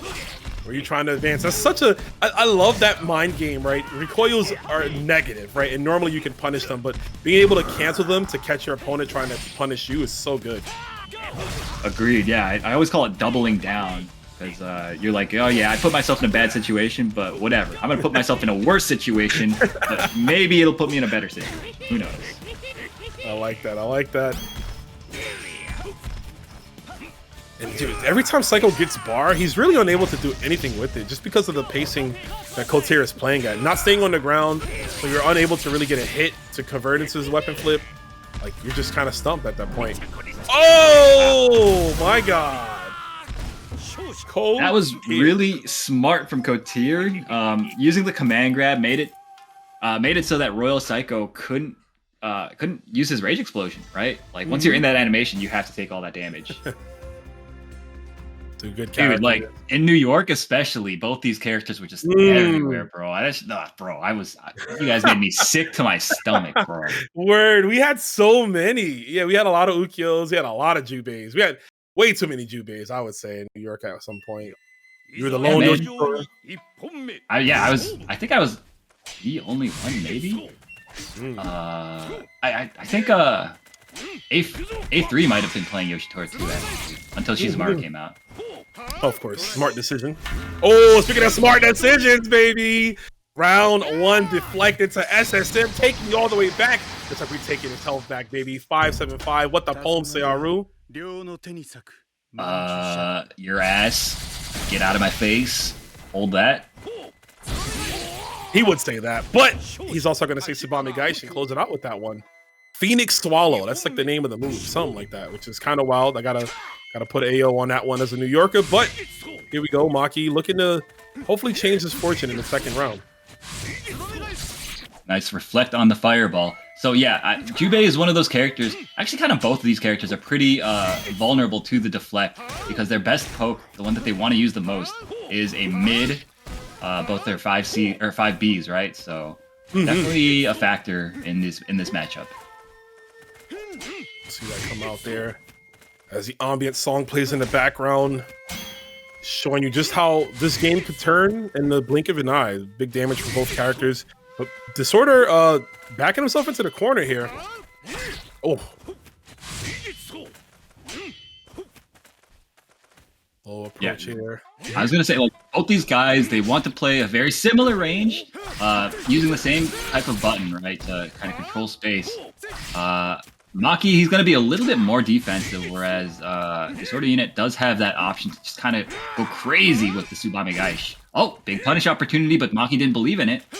Yeah, I mean, it was a well-placed 6-6C from Disorder, from Maki, excuse me, to put himself out of the range there. So he was able to get the full punish. But he is stabbing him every moment he can. 8 seconds!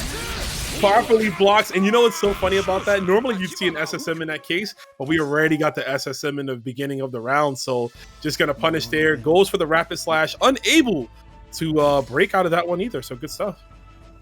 Yeah, agreed. That was really well played from Disorder Unit. Just played the matchup really well. Knew that Maki needed to make that life back at some point, and the best way to do that really is the throw option. And if that's all you're looking for, then, you know, it's kind of trivial to dodge them. For sure. Excuse me. Right. Ukyo at that. Hand me one of them apples, bro, if I keep coughing out here. Word, yo, you got that tuberculosis like my man's here? Oh, hopefully not, bro. Heaven forbid. Hey, man, it worked out for him. He's in, like, every SamSho game, so it's... That's true. I mean, this man has been dying for, like, 20-some-odd years, right? I'm saying. He must got that good TV. Nice run-up throw from full screen. He gets the full conversion. And Maki needs to get as many hits as he can.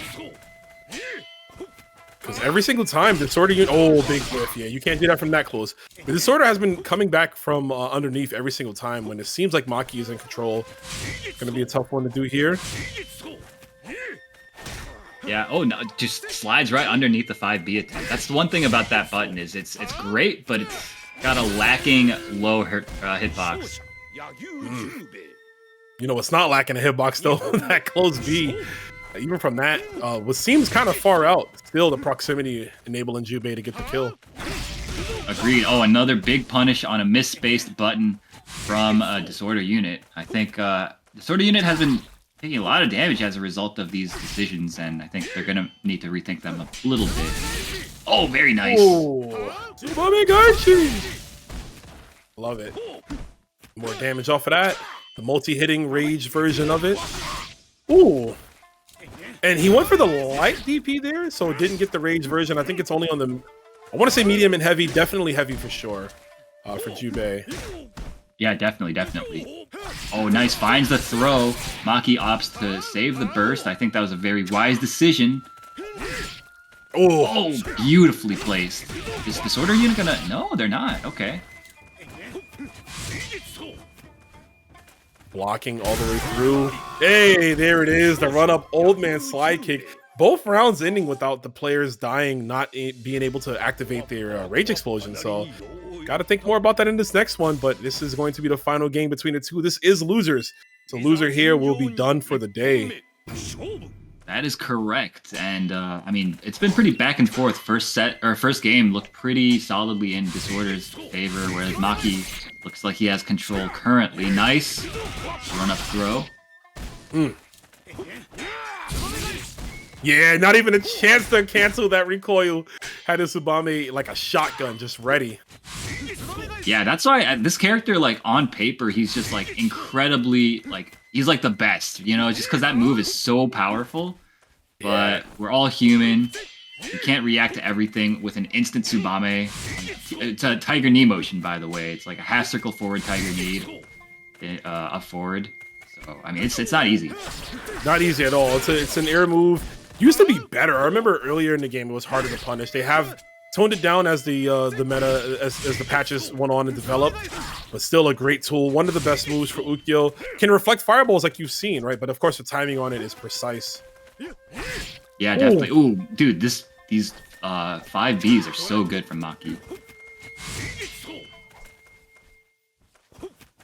13 seconds remain. Maki is sitting on the left. That was beautifully done from Disorder unit. Oh, went for another one. Yeah. Dude, from far out, Maki gets the last hit of the uppercut to kill.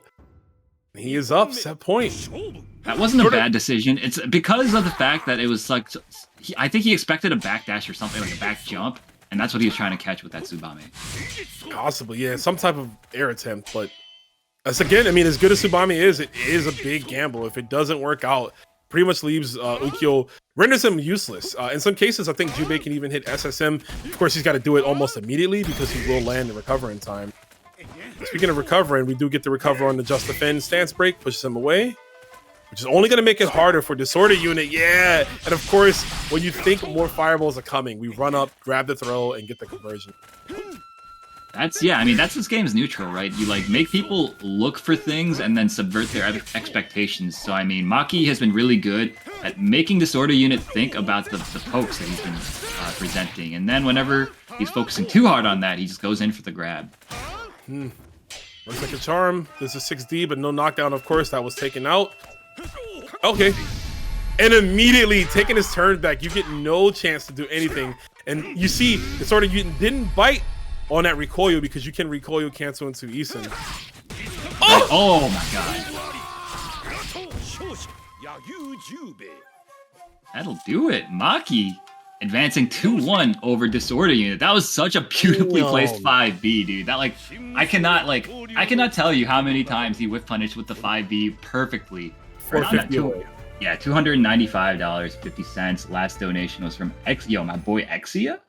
Exia FGC, Kusurageto, aka Old Dirty Bastard, mentioned. Yes, that's my dude.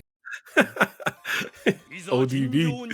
Hey, we got all the Bs right here. Baiken out to play. Baiken Mira. It's Canada versus Mexico. Let's get it. Yes, sir. I believe Scrub is in the bluer Baiken. Yes, and CIPHER is repping the blonde one.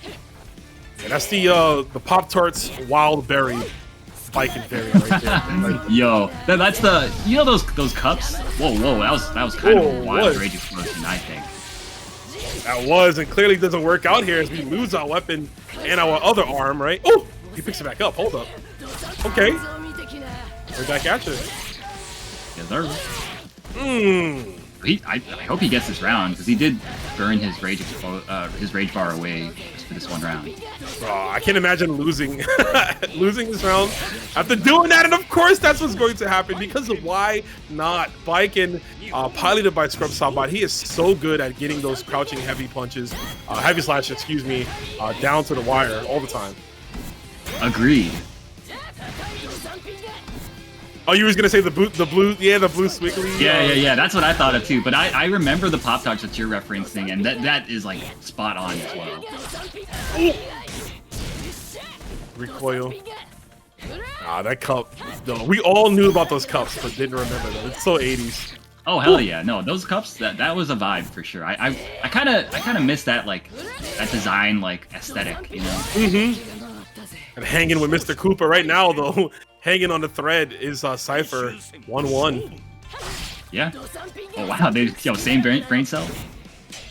Yeah, I mean, there's not much to go around, right? You're playing Baiken, and that's a big punish. And this is why having no resources, spending them early in the round could be a huge deterrent for you. Or we could just pick our sword back up. Dude, wait, she can use Yozansen without the weapon? That's kind of OD, man. What in the world? GG's. Character's kind of good, huh?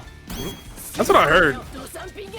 But I think the two of them running her in Winners Finals, still not enough information. I need more. Sure. Oh, nice. Sneaking in those overheads. Those overheads as well are might be the best in the game. It reaches mad far. It's safe. If you space it, you know. Pretty good. Oh, you're crazy! the biggest whiffs. Like we're staring down the barrel of an Easton-induced Baiken, and we're just like, yeah, I'm gonna rock this 5C. I get the call out. Cypher was looking for something huge though. That would have been the biggest brain read of all time to get that one. Oh, definitely. I like, you know, like in SamSho, people like to run back and forth a lot, right? And like, I think he was willing it into existence. He wanted Scrub Saibot to like run directly into that heavy, and that would have brought him back into the game. I don't think it would have been enough to kill, but still, I mean, that's I think that was the thought process there. It definitely had to have been, but doesn't work out. Scrub takes the first game, and down to the character select here for Cypher, but it is showing Baiken, so we're gonna get the Baiken mirror. Just probably went down to character select to think about it, which is fine. Oh, definitely. Sometimes you just need to calm down a little bit. If you just mash that rematch button, especially in some of these newer games that like the rematch is like really, really fast. Hopefully City of the Wolves also has that, right? But sometimes you need to give yourself a little time to think. Yeah, for sure. Yeah, I can go on a whole speech about why you know, games having fast replays is why people think everything needs first to 3, but keep that for another rant. Here we go. Cypher, I mean, whatever he thought about is clearly working out, right? Big life lead already, only about 13 seconds into the round. Ooh, nice whiff punish from Cypher. Oh wow, dude, that was a beautiful cross under from Scrub Saibot. He's getting it down. Nicely done, anti-air. What's that move called again? Yo Zansen. Yo Zansen. That's a Tiger Knee too, right? It is, yeah. Yeah. It's DP Tiger Knee. It's really odd. Cool move. From a cool character, Baiken, dope, man. Just great in her own game. Translated well into this one too. SNK really did their research. Oh, definitely, yeah. I mean, she was such a terror in, certainly in Plus R. You know, she was okay in Rev 2. And I think she had a moment in the sun in Strive. In this game, she is very clearly a very strong character. Yeah, she's amongst the mutuals here. Oh, there's samurais! As we get cut through. What a quick game from Cypher. Looks like he thought about what he needed to that fast. Made the changes and already looking strong. Yeah, really well played from him. We're going to just go right back into it. Scrub Saibot knows the game plan in this mirror match. Disorder Unit actually said in the chat that these two play pretty frequently, almost like multiple times per week type thing. So, you know. It makes sense. You know, it's why they get to stay in top form, right? The more you play against people of your skill or higher, you should be able to become better, especially in these longer sets. Absolutely. Oh, nice backdash. Gonna punish that grab. Yes, sir. Scrub Saibot taking the first round of his third game. Trying to establish dominance, quickly get 2 on the board. Do I see a different change of pacing here? Possibly. Tatani, guys. Dude, her theme in this, her background music in this game is really good. Yeah, I was just thinking about it too, because you know, this came out before Strive, right? So it didn't get Strive like. Oh hell yeah! I hate the Strive. Oh, I shouldn't say that too loud. You never know who's watching. I got shooters everywhere. Oh, that was a huge read. Speaking of shooters, yeah, Scrub tried to shoot his shot there, but no one answered the phone. It is 1-1. No SSM. Still rage meter for both, though. Wow, okay, just lands on him with the button. Oh, that was a big jump in. He needs to rage explode that. Yeah, there's no way we were going to let that one rock for sure. Not in this final round, but he gets a full-up run. Rage explosion activated both. Oh my god, yo, nice punish. And now he's going to take Scrub Saibot's weapon. Cypher is looking poised to take this game 3. What a just defense stance break. Gets his weapon in time, no meter for both. And now out of resources to Scrub, he doesn't even have SSM either, so gonna have to do this the fair and honest way. Ooh, oh, nice. Punishes the Tatami Gaish using that down B. Cypher taking game 3, putting himself in spitting distance of moving on into the grand finals on that winner's side. Yep, and Ixia with the $5 direct contribution, excuse me. We are now officially at $300.50 into the match arena pop bonus. One of these two players is going to get a bigger portion of that, and they are fighting for it here. CIPHER is on set point possibly here, but another character switch, another character select, and possibly a character switch. Yo, this clown Exia, this is my boy by the way, I'm allowed to call him that. Saying Baiken with no sword doing Yozansen, blasting Fetty Wap off the JBL. I recognize most of those words. I know about that Fetty Wap, but I don't know what the hell the JBL means. You're gonna have to tell me.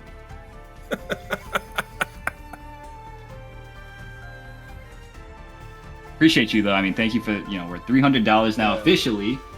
So I'm sure these players are very thankful, but I'm sure also right now they gotta focus on this match, right?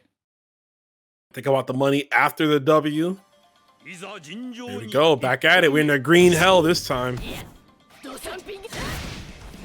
The green hell looks so nice, bro. Why is it called green hell? Yeah, I like all the stages really in this game. Yeah, I would agree. Some really, really good stages. But I like to dress these stages in blood. We'll see some of that blood get spurted out between these two characters here. Let's start with the 6-6-C.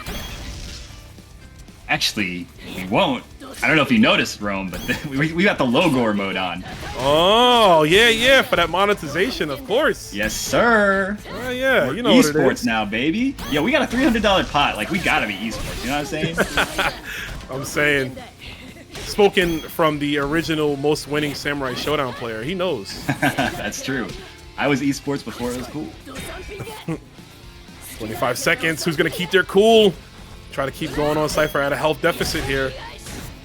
Nice. Look at Johnny Geish. Wow. That was a beautiful anti-air. Oh, and the instant overhead.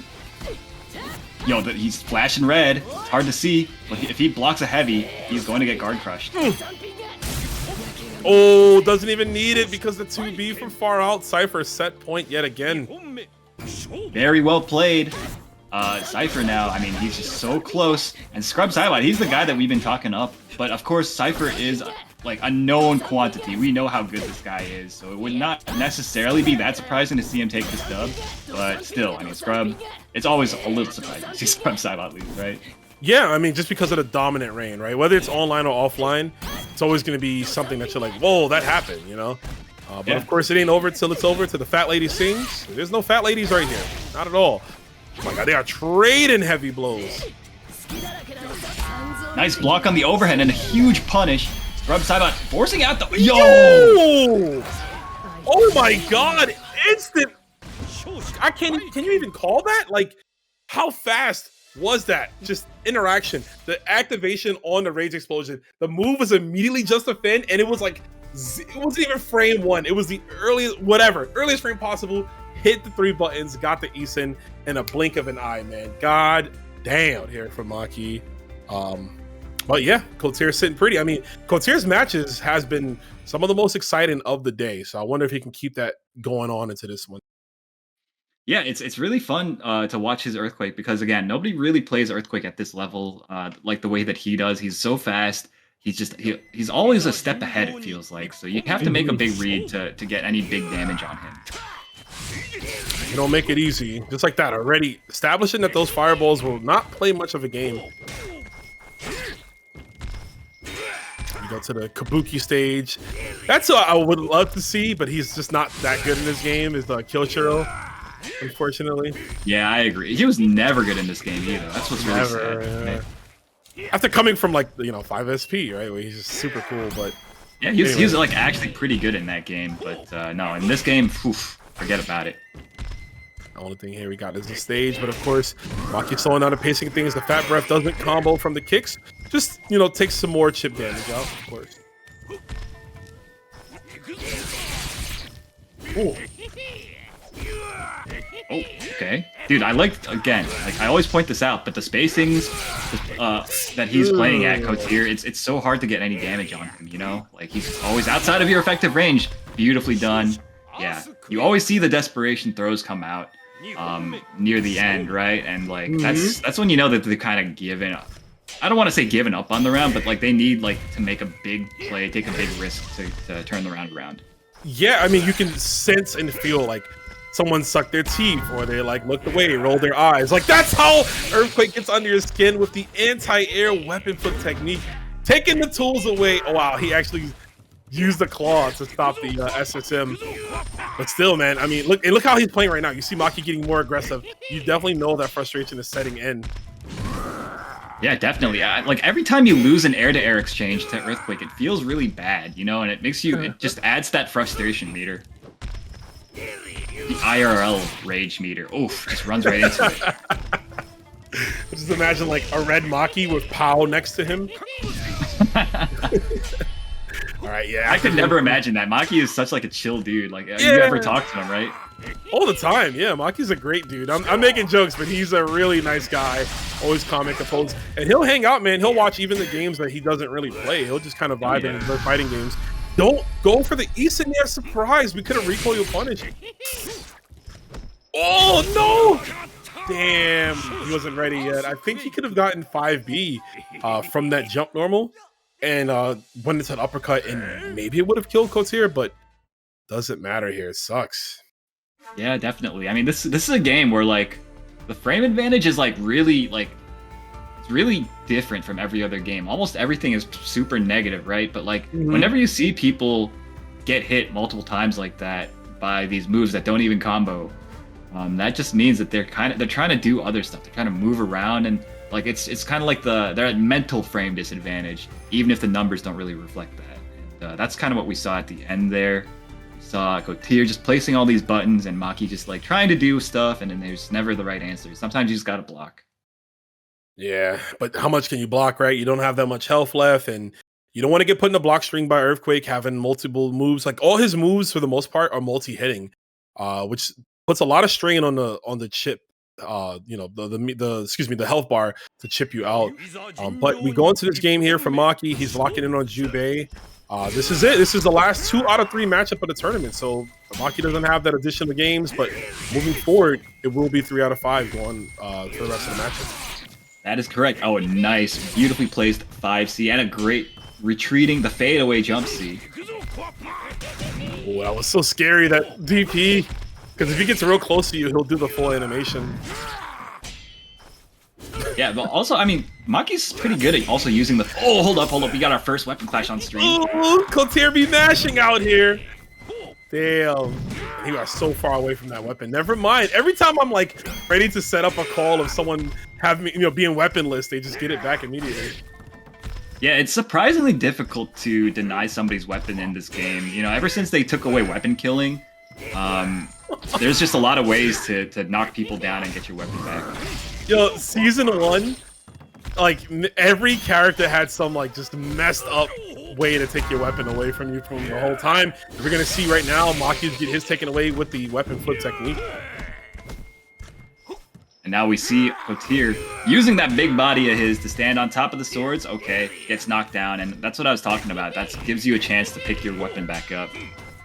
Oh! Wow. Dude, even in the fadeaway. 5 seconds. That was so perfectly spaced. He stopped right in front of the fat breath. Good stuff there from Maki. That was clutch, man. It was getting real scary for him, but got the hit he needed to. Oh boy, okay. I was gonna say, I think he was at that spacing where you can't confirm into DP, otherwise you'll get it blocked and die. But I like that he uses the startup of the DP, like the running. He used that as like movement up, just to get closer. Yeah, definitely. Yeah, this guy sounds 100 years old, like Jubei. Bro, you can hear his knees clicking and clacking every time he walks. He's too old for this, bro. You gotta stop. He's too old for this. No, go ahead. No, I was gonna say, he's too old for this, and this is like the first game in the timeline. Yeah. No, straight up. I was gonna say, like, how's this old ass man be jumping like that? Look how high he jumps, bro. Come on, bro. He got springs in the sandals, bro. Oh! Activates. And that might not be the best. He can get chipped out here, of course. Kotir doesn't want to risk it. Never mind. The 660. Oh my god. I just thought of something very strange, but is it possible that Earthquake 5C, Far 5C is sendable on hit? No, right? Ooh, because he does hit you a lot. I don't know. Gonna have to help us out with that one, chat. But I see your point because it has so much hit stun, so little hit stun, excuse me, but it's multi-hitting. Yeah. Who knows? Yeah. Oh, Disorder saying yes, it can be done. Not that it'll matter here. Maki doesn't have the resources to even think about that. Yeah, that's very crazy. Oh wait, you can cancel it. No, I'm talking about Far 5C. Yeah, what's gonna happen here? Kotir, possibly in the winning circle, gonna eliminate one of the winning TNS players so far. Oh, that's punishable, but not by that. Oh, okay, yeah, forces the rage. Oh my goodness, just runs right into the 5B. Okay, Kotir taking game 2 just like that. You know what's crazy? If like, I think if Maki deflected, he could have won, right? Because deflect SSM should have been enough to kill. I actually haven't seen this matchup, I want to say, like, ever. I don't watch that much online stuff, so I mean, it's hard to see Kotir play outside of these online events, right? That's true. And it's, you know, you mentioned that, and it's like, damn, he's a person. I hope that when, you know, there's a SWC spot for SamSho, I would like to see him get in there. I think he'd make for an exciting person to just watch at the SWC. But yeah, I agree. I mean, this character Earthquake he's just I like watching him. I hate playing against him. Although as a Yoshitora player, I probably shouldn't, but it's still pretty annoying. Can be. Let's see how we're gonna navigate here. Scrub taking this time, but you see though, every time he inches forward, Kotir is backing himself into the corner and potentially looking for an escape. So Scrub's gonna be ready. He's gonna have that air dust ready, right, to just keep him, or the catch release there with the anti-air. Oh, beautifully whiff punished with that Far 5C. Oh, nice. Using the claw. Dude, I love this, man. This is such a smart option. Yeah, it's a great one. I mean, use both versions too, right? The grounded and the anti-air version. Kotir looking to change up his air trajectory. Not that things are going to matter. He is low on health. I think it's really smart for Scrub Saibot to be using that claw, particularly in this matchup, because there's just such a gigantic target. You can't miss, bro. Yeah, you got a lot of canvas to cover, right? Oh yeah. Big boy. Big boy. Kotir's gonna have to find a way in, but Scrub playing this matchup to the best of his abilities, using that jump C. Another one of Baiken's just ridiculous buttons, right? Huge active frames and hitbox on it. Yeah, speaking of active frames, my man held that. I forget what the thing's called. His parry. He held that shit for mad long. Yeah, he was holding on to it, trying to catch something. Only thing we might catch is a cold out here with these exposed wounds in the nighttime. There's the overhead yet again.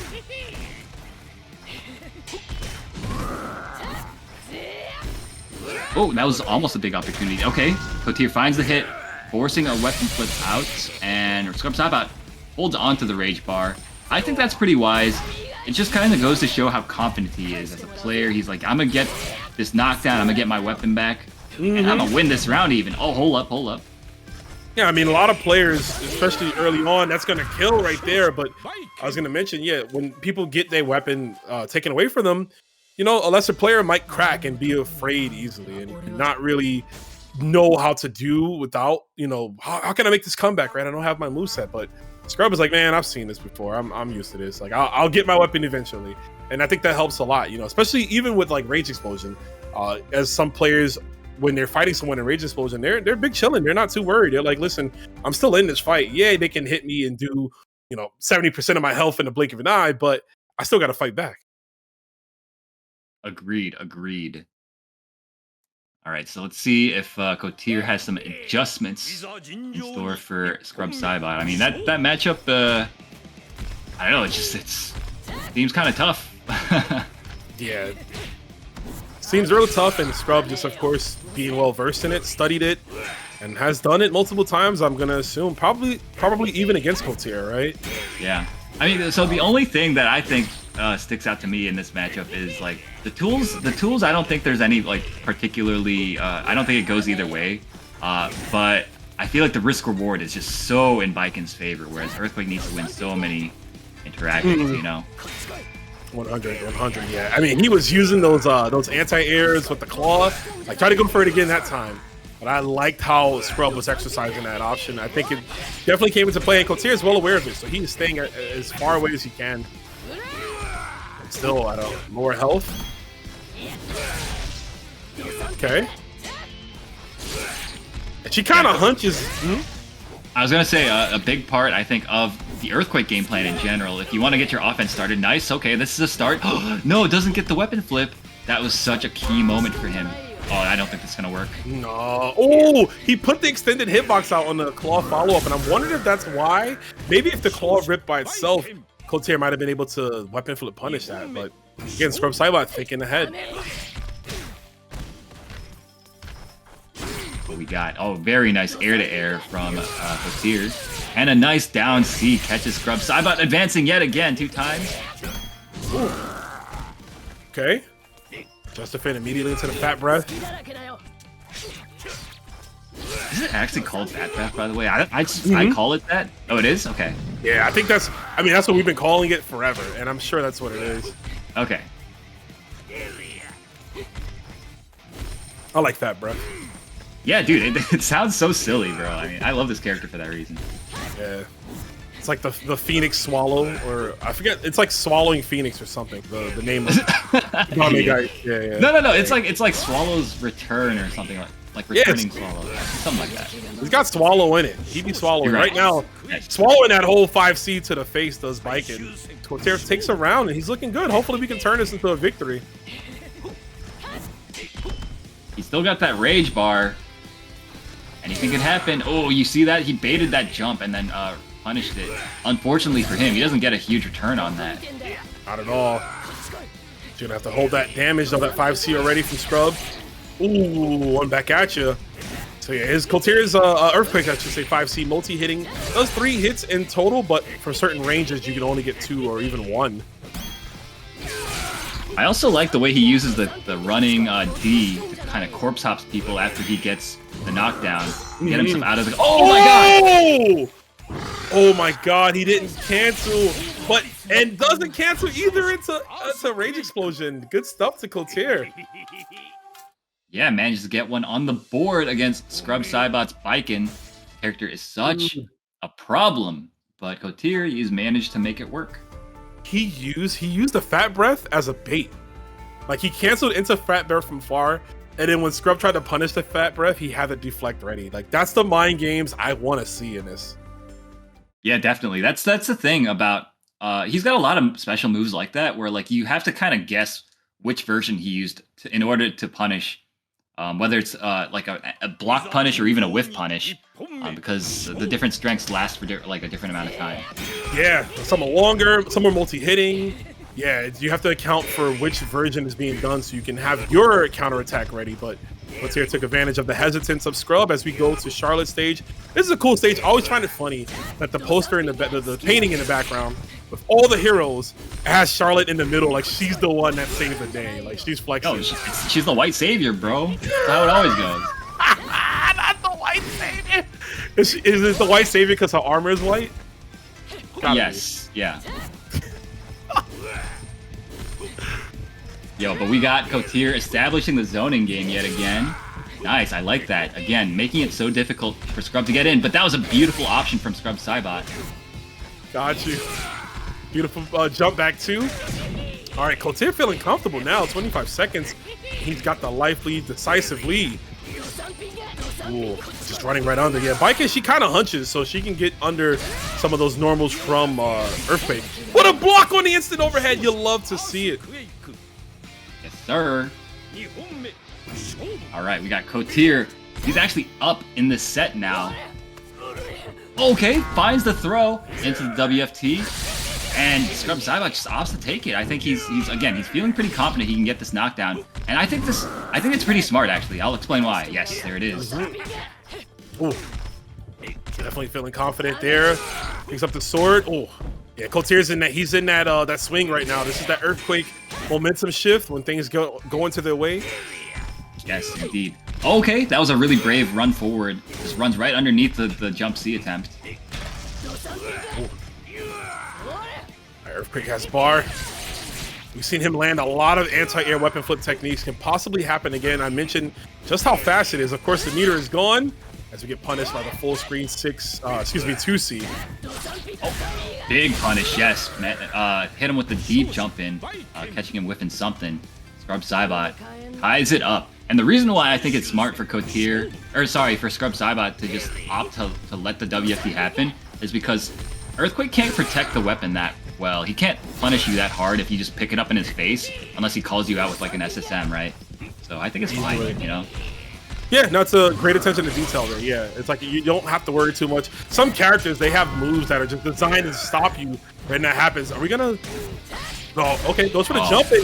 Dude, look at the timing of that jumping, too. We talk about how hard it is to get jumping combos, but Scrub, again, super well-versed in that situation. He's the Evo champ for a reason. That's right. And, like, you can tell the way he assessed the situation. He has labbed that before. He's seen the situation many times. So he's just, you know, so right. Oh, yeah. Jump back. Equal life. We both have bar, too. This could get real ugly real fast. Yep. Bursting there, the first one. Oh. Nice. Sneaks in the low and the overhead. Oh! Oh my god! What a call out yet again.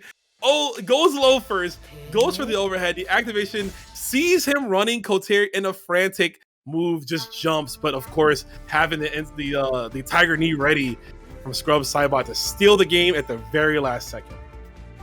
Yeah, I mean, beautifully done.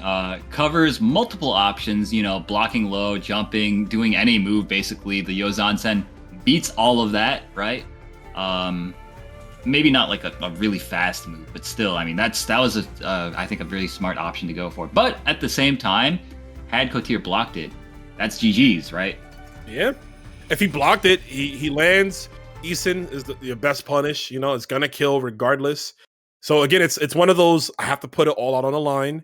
You know, bet my cards. If this pays off for me, I win. If not, it is eternal slumber. But fortunately, excuse me, for Scrub Saibot, it was the right choice. And this puts Kotir at a 2-game deficit. Scrub needs one more to get in his run back with CIPHER.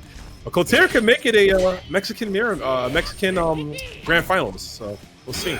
Yeah, that's true. It's certainly possible. I mean, Kotir, he did manage to get that game 2. He could make it happen again, but he's going to have to fight real hard for it. Got a call out here, too. This is the very 4th Samurai Shodown tournament at TNS, and Kotir is the only person who hasn't won one yet in this later on in the bracket. He eliminated Maki, who was one. Scrub Saibot's another. If he beats him, he'll fight CIPHER, who won the last one, so it's going to be good. Nice. I like these placements from Kotir. And just like that, he just loses the life lead. But he does have the Rage Bar. Get something real big here, but it is starting to whittle. Yeah, Scrub just staying back, letting that meter run dry. Oh, nice block on that. What in the world? Blocked, but he acted so early that she was able to get on the other side. He's going to try to stay in the skies. Anything will do for both. What a just defend right there. Has to be careful about the heavy now. He can get guard crushed. And you see that? He's just standing so outside of that range. Oh, beautifully done. The re-hop over the grab attempt from Scrub Saibot. And Kotir taking this first round yet again. I was expecting Scrub to do like the run-up Tiger Knee, like just to catch him again. I think it would have worked, right? It's because how Kotir was taken to the skies that entire time. But already into the next game here.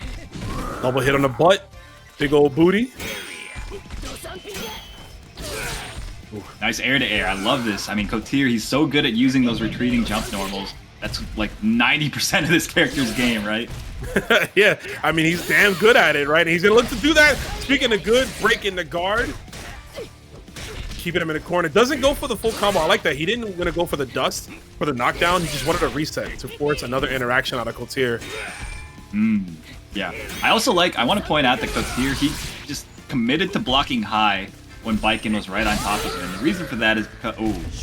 The reason for that, though, is because there are no really rewarding lows that you want to be doing from that range. You kind of want to be able to space out the down C, just like that, right? Because if it's blocked, then it's safe, you know? But if you do it from point blank, then it is a free punish for the other guy. Super free punish. Yeah, he can do whatever he desires.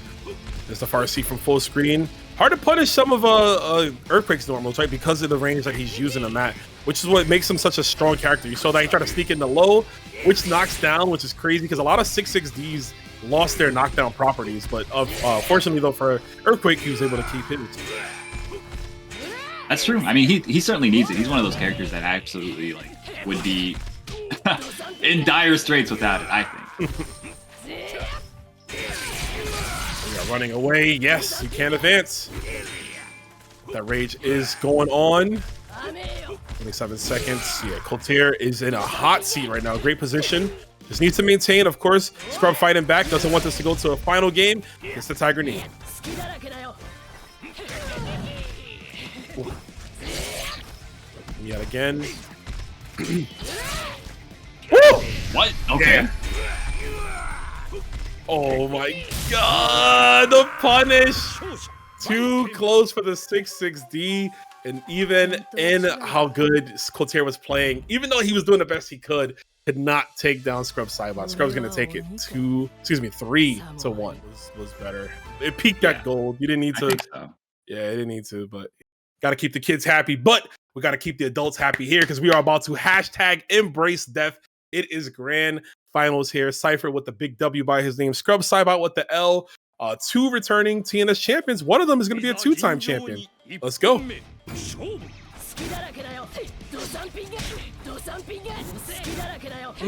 Nice. Sneaking in those overheads. A lot of that is going to be like conditioning for later because that down C, you know, a low that hits from about the same range as that overhead. So, you know. Easily. Keeping in with the colors, yep. The blonde on CIPHER's side. CIPHER is in the winning circle. Coming into this first round, hot and fresh too, ready to go. Yo, hot and ready. Shout out to, what was it? Was it Papa? No, it was Little Caesars. Little Caesars. Yeah. Yo, Little Caesars is go crazy in the broke boy days, man. $5. Oh, hell yeah. Yeah, we're about to get a $5 slash right there too. Tip off some of your health. Nice, gets the knockdown though. Managed to pick up sword back up. CIPHER though still has the lead and the round up. Ooh, great whiff punish. Ooh. Dude, they're playing so fast. Every block string is ending with a 2B on the other person's side. Yeah, definitely. They just want to like make sure to check the other guy's momentum, right? Oh, big punish. Yes, sir. CIPHER is so happy to oblige with that 5C. I feel like Scrub wanted dash throw, but he miscalculated, put the throw before before the dash up and didn't get it. Stood in place there. And I like that CIPHER hesitated and he was like, oh wait, that's a big whiff punish. Hold up, hold this C. Yeah, I forget the exact number, but I remember looking up the frame data on like a throw and how long you're whiffing for. I want to say it was like at least 70 frames. Was it 70 frames or something like that? Yeah. It's gotta be. I don't know the frame count, but throws are like some of the most obviously just heavy recovered, moves that have a lot of recovery to them is what I'm trying to say. English is tough right now, but yeah, it's you die for them in this game. That's why they have the sidestep to predict them and allows you to get an SSM. It's one of the only consistent ways to really hit an SSM. Yeah, definitely. Okay, it looks like we got a color change here. I think CIPHER is now on the original color, the pink. He says, I am her. I'm the real Baiken. We'll see as we get the dust confirmed. Nice whip punish with that down C. I don't know if it was on reaction or if he was just dialing it in, but either way, it worked out. Scrub fighter from underneath does get the 6/6C. Big hit for him. Oh, the anti-air Tommy? Ooh. See, that I was not expecting. I thought the way it looked, I thought Scrub was going to get over it, but it seems like it just hit at the very last end. Oh, jumps over the claw. Oh my goodness, but not that one. Ooh, okay, yep. Scrub will punish those every time. Dude, he got it with the tip of the claw. Nice jump, neutral jump A from Scrub Saibot. Oh, wow. Crazy stuff here. Air to ears with the jump A. Scrub just trying to maintain right here. Let that rage meter run out. You got the health lead. Look for the options. Look for your way in when you can, but don't press control too much. You don't want to get destroyed.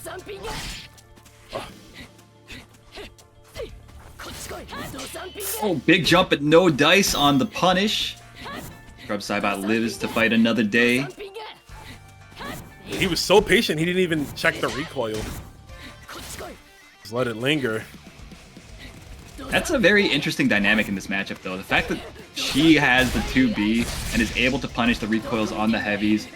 Not a lot of characters are able to do that. Oh my god, and the down C should have been a trade. It looked like it might have been, or it looked like it was about to be, but CIPHER was just like one frame ahead. A frame too early, but he is far ahead in the set. It is 2-0 right now. Remember, he's in the winner's side. Scrub Saibot needs to, now he can't lose, right? He has to win at least a minimum of 3 games to extend his tournament life even longer. Easier said than done, but CIPHER is sitting pretty right now.